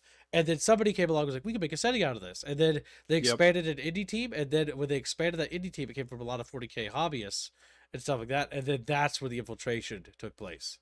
And it happened really early on into the group's formation. Because Trench Crusade was formed right around the time when the Exodus was already pretty much in full swing. During the Warhammers for Everyone debacle. The Warhammer for Everyone debacle pretty much consigned 40K to death. And GW to death. They've never recovered. And they never will recover until they issue a full apology and rescind their opinion. But the issue is that they don't have the balls or the strength of will to do that. Tabletop 40K fans are plagued. Chatfish closed the bucket gates. There are good people, but gatekeeping is correct. Yes. Be careful when taking in 40K refugees, because they are, unfortunately, there is wolves among them that will, do bad stuff. Now, bear in mind that the vast majority of 40K fans are actually decent people. I met a lot of them, and I'm friends with a lot of them, and that most of my friend group I met through that shit. So they're mostly good people. It's just be careful, because one rotten egg infiltrates your friend group, and before you know it, your friend group's collapsing inwards on itself. Look, if you know, you know. Yeah, exactly. If you run into one of those, you'll know. I can't say more because yub-nub. Yub-nub. Like yub-nub. And it's the Games Workshop. Those that understand some financial data know that Games Workshop does show overvaluing signs. It's something called the price-earnings ratio. At 36, what that means is what is the price of the stock or the overall company compared to how much revenue it's putting in, and it's 36, and the number is 36 times earnings. Usually you want it between 15 and 25. If it's above 25 and here it's 36, unless investors are expecting very high growth within the near to moderate future. Otherwise, that stock will crash. Usually, you don't get price-earnings ratios that high unless it's a tech company like NVIDIA or a Silicon Valley tech startup. Yeah, I know in the background, GW's been trying to make themselves attractive to some venture capital groups to buy up, which would explain why they're licensing so much. They're trying to make it look on paper, well, not even on paper, just on the sheets they show people, that they're growing, and when in reality they're massively contracting. Speaking of GW being dubbed, Bolt Action is partnering with Slytherin to make a digital version of their game, the Bickering Machine. Yeah, they are. Bolt Action is... Okay, so you want to know something interesting? As a direct result of this is actually happening right now. Bolt Action, which is another tabletop. It's an alternate history where World War II, where there's like mechas, right? Is this the one I'm thinking of? Right? It's like World War II didn't end and like there's mechas. Or is this not? Or am I getting this wrong? I'm not seeing Mechus. I don't see mechus either. So I'll just show this off just real quickly before we go back to 40K. But yes, there is Slytherin of all the companies, which keeps coming back into relevancy. So maybe they're finally making good games. But they're basically making the tabletop for Bolt Action here. Or wait, no, this is regular Bolt Action, not the extended history one, I think. I don't know. We're not super familiar with Bolt Action. Commissar Czar says it's historical. Oh, it's historical? Ah, what the fucking Yeah, he said fantasy he's one? played it. Conflict 47 with a K. That's what I'm thinking of. I'm getting the two mixed up. Bolt Action is the World War II tabletop game. It's got That's cool cute. little toys. Yeah. Yeah, so they're just making the tabletop adaptation of Bolt Action. God damn it. Okay, my bad. I got Conflict 47, I think, mixed up with this. Conflict What in the world 47 is is Conflict alternate 47? history. Here, I'll Oh, go okay. get it. It's alternate history. World War II never ended, and it's like got mechs and stuff. I remember the game with mechs in World War II. I think it's had some Russian waifus. Damn it, Sturm. There's another game like that, too. Here you go. Take a squeaky peeky. Like, it's got some cool, like, looking units. Here you got the Schnitzis. Oh, God. Don't do this to me. Don't dox me. No, please. Don't dox me again. But yeah, here's the Shenancy units. They got, like, mutant monsters and stuff and power armored exosuits. Oh, that's cute. Like mechas, you know, six-legged mechas and stuff like that. Big Tanks. stompy ones. Yeah. It's a cool setting because it's basically like World War II, but, you know, it's got sort of like It never stopped. never stopped. It's got like sci-fi technology, and the war just dragged on into a forever war. I see. I thought that was a dig. That's pretty cool. This is the setting I've also heard has been growing quite a bit as an alternative to 40K because people like the aesthetic of it. Yeah, it's got a good look. It's got cool looking dudes. Let's Not see the if I can Spider find some. Panzer 3. No. Plank is shitting himself, isn't he? He's Fuck. like, fucking scream. The Americans look kind of cool in this. The British automaton infantry also look cool. God damn it, I'm going to commit Kimbocide. I can't believe I committed Kimbocide. Damn. Guess we'll have to let be a no-no. There we go. Okay. This is the humans. The human mechs look kind of cool. They got like plasma You mean tanks. American? Yep. Or humans. You said So- human. Blocking the other. Looks like something out of BattleTech. Yeah, a Or little Mech bit. Warrior, whatever. But yeah, that's Conflict 47. It's alternate history, like World War II never ended, and we got like super technology. Got jet infantry and stuff like that. Yeah, Red X says the atomic bomb tests opened a portal to another dimension, basically. I see. Yeah.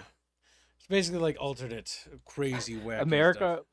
became a theocracy and FDR became the U.S. the God President of America. Oh, God. Oh no. Is that actually I've never read the lore. Fuck. I just looked at the like the models and stuff. I was like, oh, that looks kind of cool. But yeah, this is like a new That's alternative derpy. basically growing right now. I like their art design, though. Their mechs are cool. Yeah, they do. I do like it. I like that big, long, elongated nose. Yeah, And let's see. they look cute.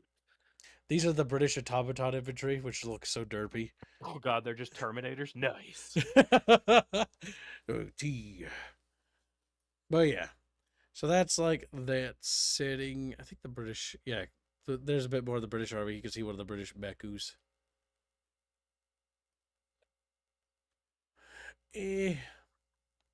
Try to open this stuff up so chat can see it. Figured I'd Now, are they doing a video game adaptation of this setting, or is this just another tabletop people flood to? This is one that's growing. It might get a video game. If Bolt Action's getting a tabletop video game adaptation, I'm gonna say Slytherin's probably gonna do this one next. Because I'm way more interested in this than I am in... Like, the other one didn't look bad. It's cute. It's a World War II, tabletop. But I'm more like sci-fi alternate history type stuff. If I So. press that, you better not dox me or I'll scream.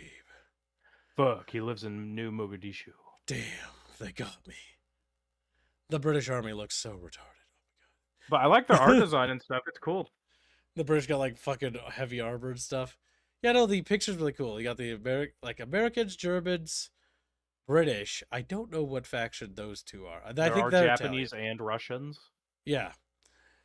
It's like a completely like weird thing. It looks So pretty neat. Ulfeth says America is basically a holy nation fighting a crusade against socialism. Based. My God. Are you saying MacArthur was right? Slap Whoa. square card on table. Doop, doop, doop. Dun, dun, dun, dun. What's it? Doop, doop, doop. But yeah, so back to the 40K stuff. Now that we've looked at some alternatives, it's explored that. The big thing here is, I must say, because I think we've got over all the news now. I think that the reality is, when it comes down to this game, is it's very much down to the fact that they need to be pushing the bounds. There needs to be naval combat. Like, that just needs to happen. They need to, bring in the, what's the word? Siege battles. They need dynamic destructibility. They need campaign maps to matter. And when they say, like, player decisions matter, what made Medieval 2 so great was that it didn't give you arbitrary, like, pop-ups where it's like, do you want to, like, do this and get 15 corruption, or do you want to do this and get 5,000 coins? Like, no, I don't care. That's not a decision. Yeah, neither of those really matter. Like, that's just like, okay, I get some money or I get some corruption. Like, lame. Like, don't care. Like, yeah, there's nothing that actually alters the trajectory of your campaign. Yeah, like, choosing whether or not to fight on a bridge battle to hold a bridge of, like, over a ravine, that is a decision. Choosing whether or not to set up an ambush in the forest or build fortifications next to the river so that when the enemy crosses, they have to attack a fort to get past the ZOC, the zone of control. That is a decision. That's what made the Hungarian campaign of Medieval 2 so much fun, because you had to use the Transylvanian mountains to shield yourself from a tide of Mongolians washing across the plains as they washed over Russia and basically pressed onto you. Those were actually meaningful decisions. Meaningful decision doesn't mean arbitrary text choice. Meaningful decision is something that I choose to do in the game that has a meaningful impact on the gameplay. I feel like that has lost all meaning nowadays, by the way. Yeah, a lot of that stuff that they put on the little FAQ was just marketing garbage. Like, it doesn't mean anything. The whole, like, what you call it, meaningful decisions. I suspect it's going to be very much like Warhammer Fantasy, and it's like you said, 5,000 coin and more corruption or nothing. It's going to be stuff like that. Which is a shame, because they have a great opportunity here with the big galactic map like that. Like, look at other 4X space games, like, hell, even Stellaris does it better with some of their stuff. That, like, will alter your campaign. Endless Space 2, if anyone's ever played that, some of the events can radically alter your empire. Yeah, like, that's the kind of thing. Like, okay, you have, like, a Chaos Uprising of Chaos Worshippers of, like, the Cult of Slanesh or whatever. They got to go put them down, but, like, make it so that you have influence over, like, okay, do I have the ability to stop that from happening, or is that just a random event that just happens because it happens, What control do I have over my empire and what I do that actually gives me real, meaningful choices, right? Like, okay, there has to be space battles. Look at that. That's a gas giant right there. Why is that even a node? You just auto-resolve there? Like, I have to. It'd be weird. It's going to be a situation like when you do quote-unquote naval battles. they land on an asteroid and yeah. They just go to an atoll somewhere and it's like, all right, I guess we got to fight now. All right. Okay. They, like, signal to each other. It's like, I challenge you to an honorable battle. Yeah, but these races hate each other, and this game are honorable, but they're honorable. It's like, okay. Okay. They fight in Bespin. Damn. Little next vamper says, as a long-jaded Warhammer fan and as a long-jaded Total War fan, I can't believe how little I care about a game I would have been so happy for 20 years ago. Had you told me this was coming out 20 years ago, I think my immediate impression would have been disappointment. And the reason would probably be boiling down to, I'm very skeptical if they can actually make Total War's large combat viable in this with machine guns and artillery and stuff. Because as somebody who played Fall of the Samurai, large armies, as soon as you build an Armstrong cannon, like, it's over. It's genuinely over. Like, it's over, boys. You just get blown to pieces. Like whoever has Armstrong cannons in Fallen Samurai just wins. Because artillery got so accurate historically that eventually it literally became pointless to have large field army battles. I mean, look Yep. no further than the Great War, World War One. They tried that initially, and look at how well that worked out. Then they never did it again because having large armies charge across open ground is just terrible. It's just the battle's over in seconds, and it's like there's hundreds dead, wounded. There's some indication that they might be doing naval battles, maybe even in total. I doubt they'll add it to Warhammer 3, but more likely in Medieval 3. That seems more likely. I just don't know if we're going to get anything that's equivalent in this one, is the thing. Mm-hmm. But yes. I mean, it's a wait and see. Definitely don't buy it at release because they have burned so many bridges with the public with these games. Yeah, I think that what they should do if they want to earn like respect back from the public is stop giving these sellout YouTubers fucking early access. Like if I see another sellout, I'm not gonna name them because I don't want to start fucking beef, but like you know who they are. They're always sellouts. They're fucking ass kissers. They fucking bootlick. And I'm so sick of it because you never get any sort of valid criticism from them. It's just like, it could be better, but like I love it. It's pretty good, and I fully recommend it. And there's no problems. And then it comes out, it's like, oh my god, it was terrible. I fucking hated every minute of it. It's like, oh my fucking god. Actually, I hated it the whole time. The money dried Or up, so worse, now I'm they'll- gonna say or my worse. actual opinion. It's like fucking gross. Yeah. Or worse, they'll say, oh, you gotta be constructive. No, we've been dealing with this for 17, 18 years. Foot up weird. These are grown adults trying to sell me a product. And they've been pulling this nonsense for a long time. There's Yeah. no constructive. Be blunt with it. at Don't this give it point. to like fuck YouTubers. Fuck people like me. Genuinely, just give it to fucking people. Just Oh, yeah, literally no, the YouTubers. give out early access, not exclusively to YouTubers, or just like pick a bunch of people randomly, and I mean genuinely randomly, who from the Total War audience, an actual Total War fans, maybe a mixture of that or whatever. But do not fucking just because the big problem with YouTubers, right? We have a big mic, and the issue is that we're loud, but often, well, how do I put it? They're loud. I'm small, but the reality is that we need more people to be critical because the reality is no matter how good I am at catching bugs, there's like a billion or billion problems with this that I've already missed. Because I could be talking about this all day and we could be here all day. But the reality is that the better thing is to get more hands-on so that more people can start talking about it and no NDAs, general public. You need to earn trust back. Be ready for criticism. That would show strength to your vision. A good studio can handle criticism. A weak studio can't. And the Yes, issue is that- Creative Assembly's been very weak for so long that their games have been affected by it. They're no longer these premier things. They've cornered the market and nobody else can compete with them. And even with that corner marketing, people are still going to alternatives because the historical crowd's the best example of this. They've just gone to Paradox games. Now, to the early access point, that has to be done carefully because they can't just sample the fantasy crowd. I'm not sorry, you can't just rely on the 40k crowd for if this is a good game.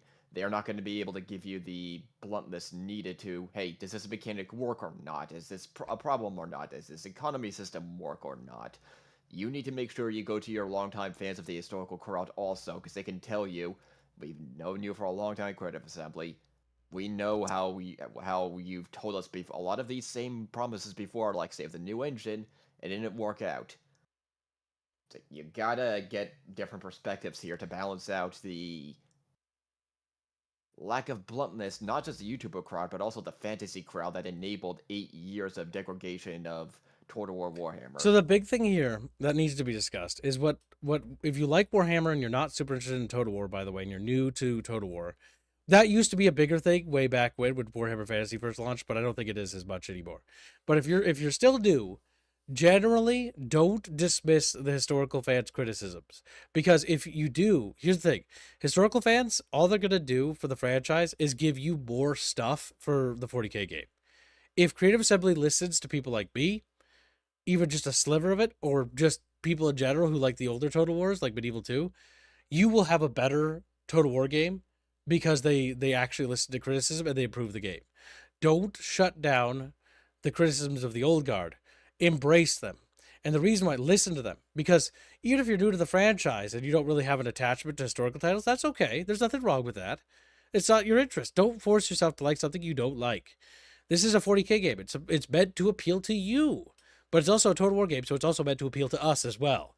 So the big thing is that with this kind of game, we need to all be vocal, and being vocal is important. Like, be vocal. Do you want fort battles? Do you want siege battles? Hell yeah, I do. I want space battles. Hell, I want combined arms battles where you have low orbit space battles happening while the ground battle's ongoing.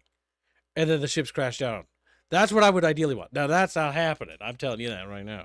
But, like, I would love space battles and ground battles to be simultaneous, just like they used to be. Because if we stick to what the historical crowd used to have, this game would be amazing. You'd have combined arms where you had ground battles occurring and a space battle above in orbit, ships crashing down, and you'd have an epic siege battle ongoing where like a massive like bunker wall and stuff like that, and then a ship just crashes into it, tearing through it and exploding.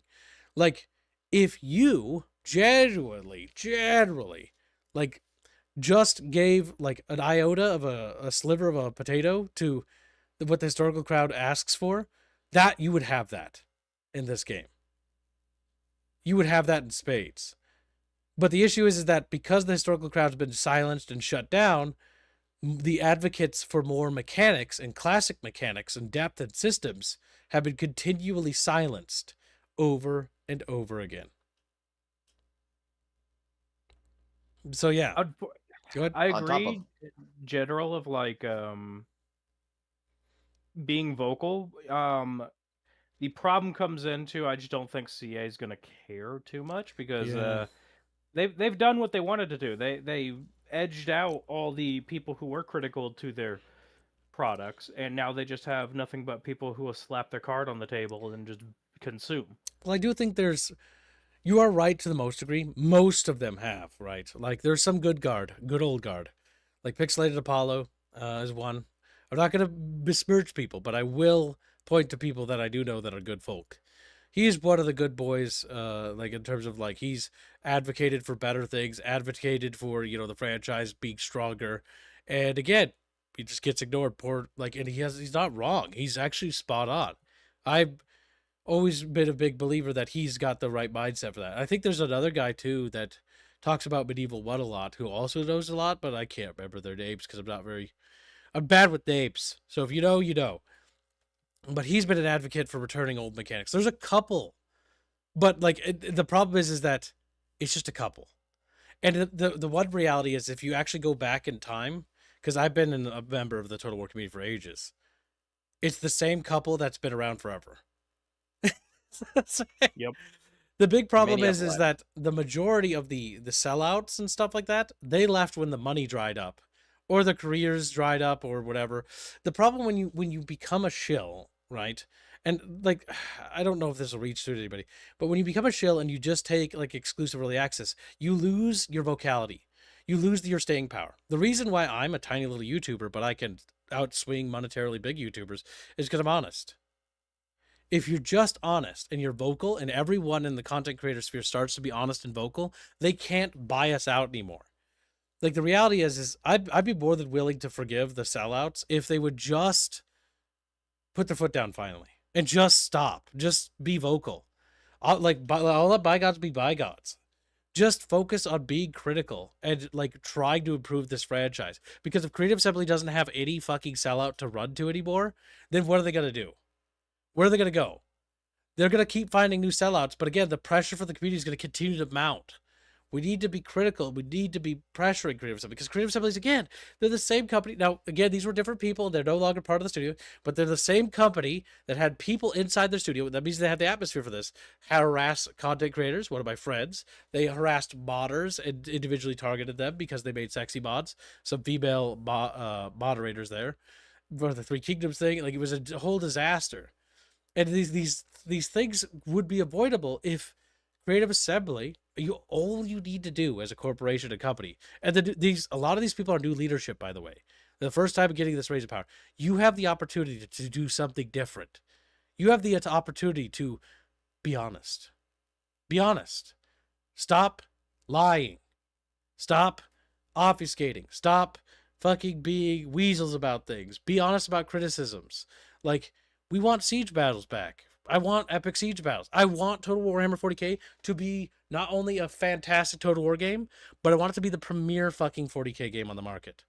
I want to make the idea that 40k games are shovelware a thing of the past. I want that to stop being a thing. That used to not be a thing, by the way. But now 40k games have become shovelware. Why have they become shovelware? Because GW. It's mostly GW's fault. They just hand out the license to anybody without a care of the world. But let's go back to making this a setting actually amazing again. It used to be great. Why can't it be great again? All you have to do is choose, and you have a choice. Much like in the same way you want to make choices for us, the players, you as the developer need to make a choice. Do the right thing. Mend bridges. Repair old wounds. Don't continue to widen the schism. Do the right thing. Don't follow in GW's footsteps. GW has done nothing good for the setting. Honestly, Creative Assembly is a far cry in terms of like being perfect, but like they're way better than GW. They have an opportunity here as a company to do what Relic did with Dawn of War 1, which was literally save 40k from itself. Now, there is some light at the end of the tunnel, maybe, and I have to put that maybe because of the nature of what the community has turned into, especially the Warhammer community. Many of the Warhammer fantasy crowd that came in during the Total War Warhammer days, a lot of them over the past 8 years have learned the very hard lessons that the historical crowd has dealt with for almost 20 years now, 17, 18 years. And a lot of us are going, yeah, we tried to tell you, and you're now seeing it. For example, we can either stand shoulder to shoulder and fight back against this, or you can just continue to consume the slop and not push back. You have seen signs of that. Yeah, I mean, you do. The big thing about Warhammer Fantasy is that the feedback has made a difference. Like, so now it's time to get on the hopium chat. I want to believe Half-Life 3 may not be coming, but by God, something is. I'm still sad about it. So yeah, look at this, right? Criticism of Total Warhammer Fantasy it was at a while going down to mostly negative, by the way. Now it's turning around because they are fixing things. And this is mostly, again, credit to the Sofian team, which is the Bulgarian studio. It's the sister studio to the British team. They're not the same. So the Bulgarian studio's taken over, and they've been actually doing a good job mending bridges. This is a good thing with a capital G. Now, bear in mind the Bulgarian team has a lot of work ahead of them. Like, they have to redo every single city. They got to redo all the sieges. Like, they have a lot. They have to restore the settlement battles and redo them. Technical debt. Yeah, so they basically have to fix a lot of problems. But the big thing is, it seems like they're committed. They have a game plan, and they've been slowly working towards it. And honestly, the Bulgarian studio, like, Pharaoh Dynasties might be a flawed Total War, because, again, they're not super experienced. But Pharaoh's Dynasties tried to do stuff. And where I'll give credit where credit is due. Pharaoh Dynasties is not a perfect Total War, but what I liked about it was the fact that they tried to do new things. They tried. And ultimately, in some areas, they succeeded. And all in all, I would just say it's not a Total War I'd jump on unless you're super into the Bronze Age, because it's just kind of like you're better off modding Medieval 2. But the problem is that they're trying, which is good, but they need to just keep chiseling away at it. And again, if this good work can be done by the Sophia team, surely the other team can do the same thing too. Chatfish are saying stuff too. Let's see. Get ready for Feb's Toadies. Listen, I did follow. Like, last time I read 40k stuff, guys, was like in high school. Like, I haven't read, or no. Actually, it was after high school. I read a lot of the Horse Heresy. Custodies, they did like a retcon where they made a female Custodes, even though like the lore clearly states they've tried female Space Marines and they don't work. And female physiology doesn't work with the mutations and whatnot. That, and it's just the reality is they tried female Space Marines, they didn't sell, so that's why they added that lore in. Yep, I mean, it's overwhelmingly a male-dominated hobby, so they want to see dudes killing dudes. Mm-hmm. Well, there's also the psychological thing, like boiling down to men really detest hearing women scream, like violently, and the reason why is a psychological thing. Yep, just biology. you don't want to hear people die. At least I hope not. But outside of a video game, of course. Yeah, then they tried to gaslight everyone and go, there's always been female custodians. Oh, really? I see. What? I kind of skipped out of that whole fucking space, so like, That's so stupid. yeah. Because like I remember them announcing it, and I remember just going like, I don't really care about 40k lore anymore. But honestly, yeah. I've been burnt out about Warhammer lore since the end times happened with fantasy. Because I was getting really into fantasy in high school, and then out of high school, and End times happened. and then I was really getting it in the where my peak was end times event. I was reading like, oh, this is such the coolest time to get in. The GW store guy's like, yeah, it's the perfect time to get into it because like there's a big story event happening, and then they kill the setting, and I'm like, perfect time to get into it, huh? You fucking lying little shit. Trying to deal with form of chaos where the I quotas spent zero. like $600 in total on like end time stuff for like Skaven and Lizardmen. I wanted rats Oh and my dinosaurs. I was like, wait, Yeah, so next Viper dinosaurs. points out custodians being out and about in the universe for starters is a huge change that came in the last 5 or 10 years. Yeah, custodians are supposed to be the failed guard of the God Emperor's bones. They're supposed to just be there guarding his palace and all that shit, but they've decided to co-opt them and use them as their special new blueberries, which is why they did the stupid custodies thing. I can't believe they actually tried that. Like, I knew that they tried to introduce it, but then I didn't know they said, like, there's always been female custodies. Custodies. You just don't know what you're talking about. Custodies. They've always been there. It's really? Why haven't they ever been in there before? It's like, because.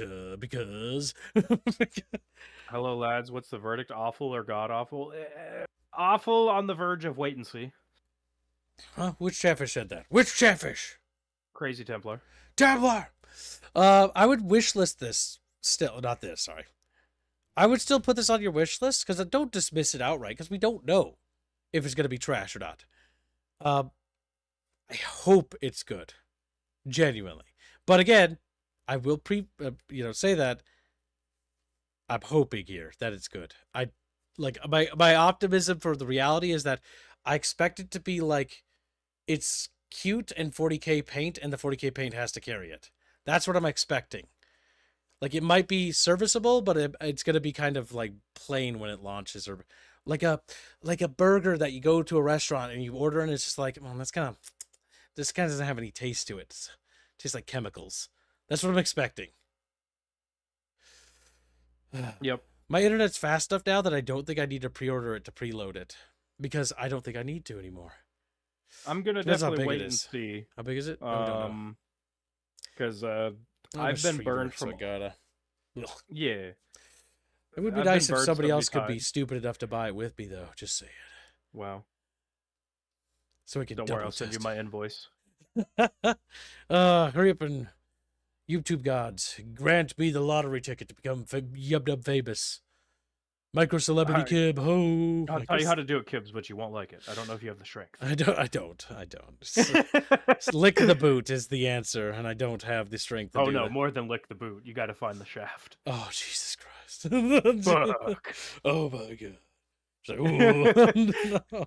Yeah, you know that F-press at com slot? Yeah. Oh. You bastard. Hold on. Oh. I killed him. The phlegm in my sickness has changed into yo-yo state, so when I cough, it's like whoop and down. And I can feel it, and it's you need to take something to dry it up. I know. I'm almost better, though. Almost better. It's just the cough, and then it's it. It's done. Rapier says he'll buy it. I'll buy that for $1. Yeah, I'd buy that for $1. Because I do want to test, like when it comes out, there's a couple things I want to run tests for. First is stress testing it, seeing how many armies you can get, and the best way to do that is with people, and see how the netcode stability is, because netcode historically has been never very good.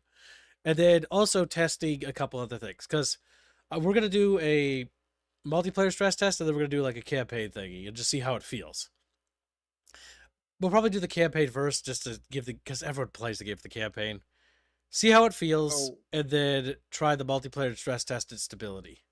If it's Warhammer Fantasy, if Warhammer Fantasy is anything to go by, rather, We won't get the actual grand campaign until like 6 months after release. It'll just be A smaller map. The smaller part. That's what they've done with every Warhammer Fantasy. That's true. You're absolutely right. I just hope they don't add that gimmicky thing where, like, here's a gimmick, and it's like, oh, gimmicks. Gimmick campaigns aren't fun.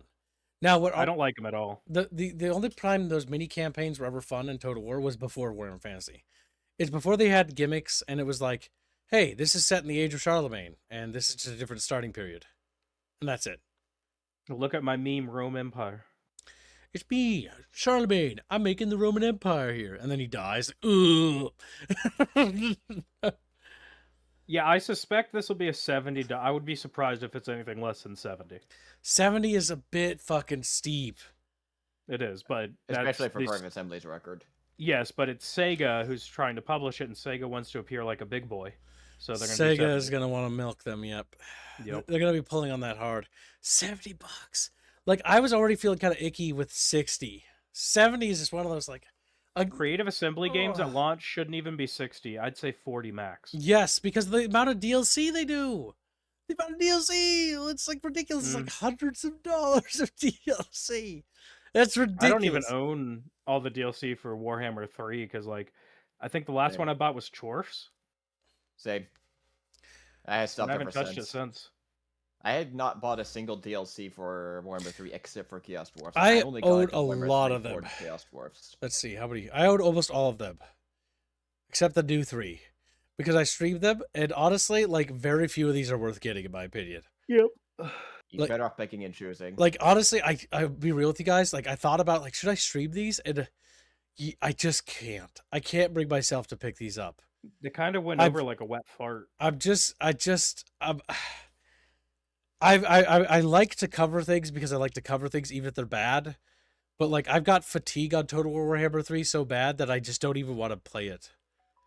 I don't even want to boot it up. I just can't. I can't bring myself to boot it up, chat. I think it's we'll see how it shakes out, but you know, don't forget the past that CA's pissed on us before. Yep.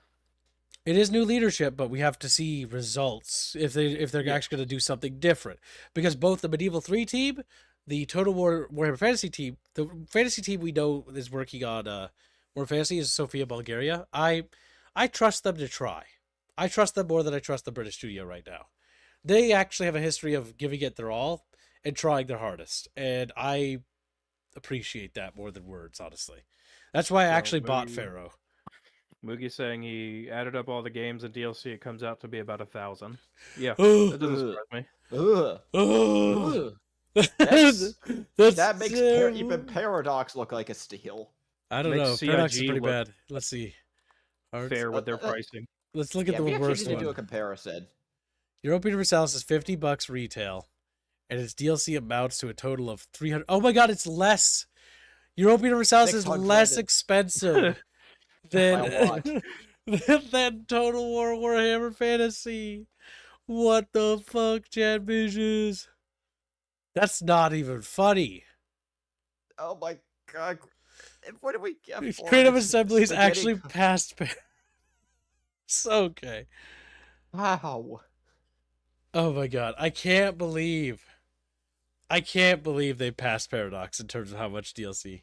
That's not even funny. Crusader Kings. Crusader, not even close. Crusader Kings 2 would be the big one. I would assume. Crusader Cogs. 3. And it's to what Crusader Kings 3 is 282. 282? Jesus Christ. That was 3, yeah. $310 for CK2. Hearts of Iron 4? Not even close, 243. What about 3? Wait, hold on. One last check. Stellaris. Stellaris has a fuck ton of DLC. And it just keeps shitting them out without making a sequel, little bastards. They need to make a sequel and fix the space combat, because I don't like it. Oh, it's close. Stellaris is 417. It's getting up there, though. With a couple unannounced expansions on the horizon. Okay, so yeah, doing research on other strategy games, it's one of those things where Creative Assembly is now almost, like, they basically eclipsed them, which is wild.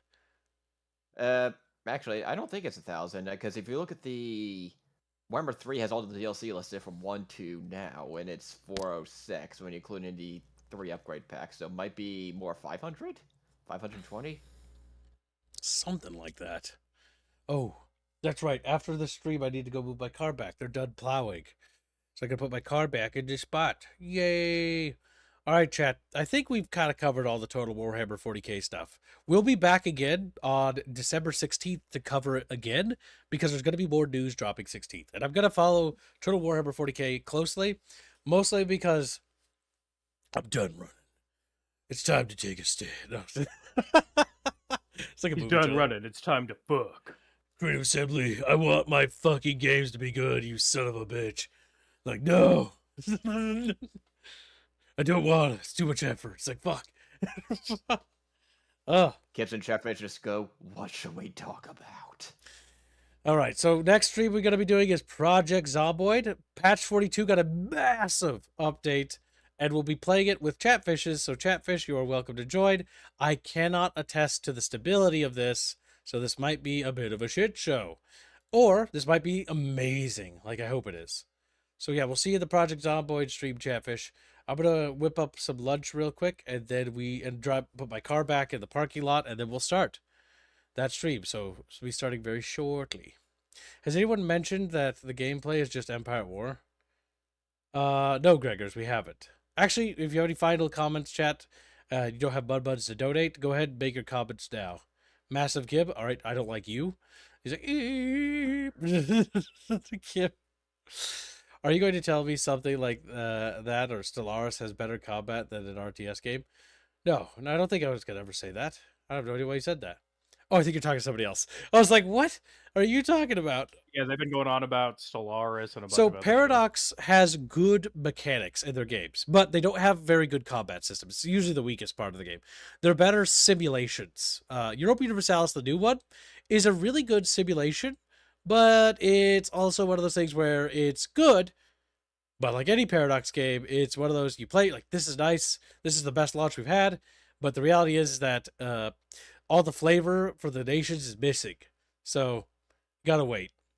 Paradox games are nothing to dismiss, but if you're not into sims and managing like empires and stuff like that, and you're more focused on combat, yeah, Total War wins out in the combat system department easily, even in its current state, and that's not saying a whole lot. But that's because it actually allows you to play the actual battles themselves. Fun fact, by the way, a little bit of trivia. Did you know, Chatfish, that there is a mod for CK3 that actually makes it so that whenever you do battles at CK3, you play them out in Total War? That's pretty cool. Special. That's kind of cool. I've never tried it, though, because it's like, it requires you have both games installed, and then it boots a battle, and then generates a battle based on what you have in CK3. That's It also very works for the Lord of the Rings overhaul mod, too, because the Dawnless Days mod also is compatible. So if you play Lord of the Rings on CK3, you could actually play the battles in Total War Attila. Yeah, that sounds to resolve them. It's weird. Very unstable. It's literally like you want your war to last 7 hours, your war will last 7 Yeah. You'll be doing every siege, every field battle, so you better be prepared. Now, I will say that it does mean that there's less battles, because if you win them decisively, it ends quickly. But yeah, it's pretty cute. It's pretty cute. I've seen somebody in the Discord play with it. It looks fun. I don't know if I have the autism to survive it, though, chat, because that's insane. But yeah, either way, we'll be popping over to the next stream, so we'll see you over there. Good job, chat. We're over halfway to the day. Damn it. Almost made it without coughing. And I'm going to go make myself a sandwich, and then we're going to play some Project Zomboid. And so for those who are interested only in the Total War Warhammer 40K news, we'll see you all again on December 16th for more news there, where we'll dissect what CA says. So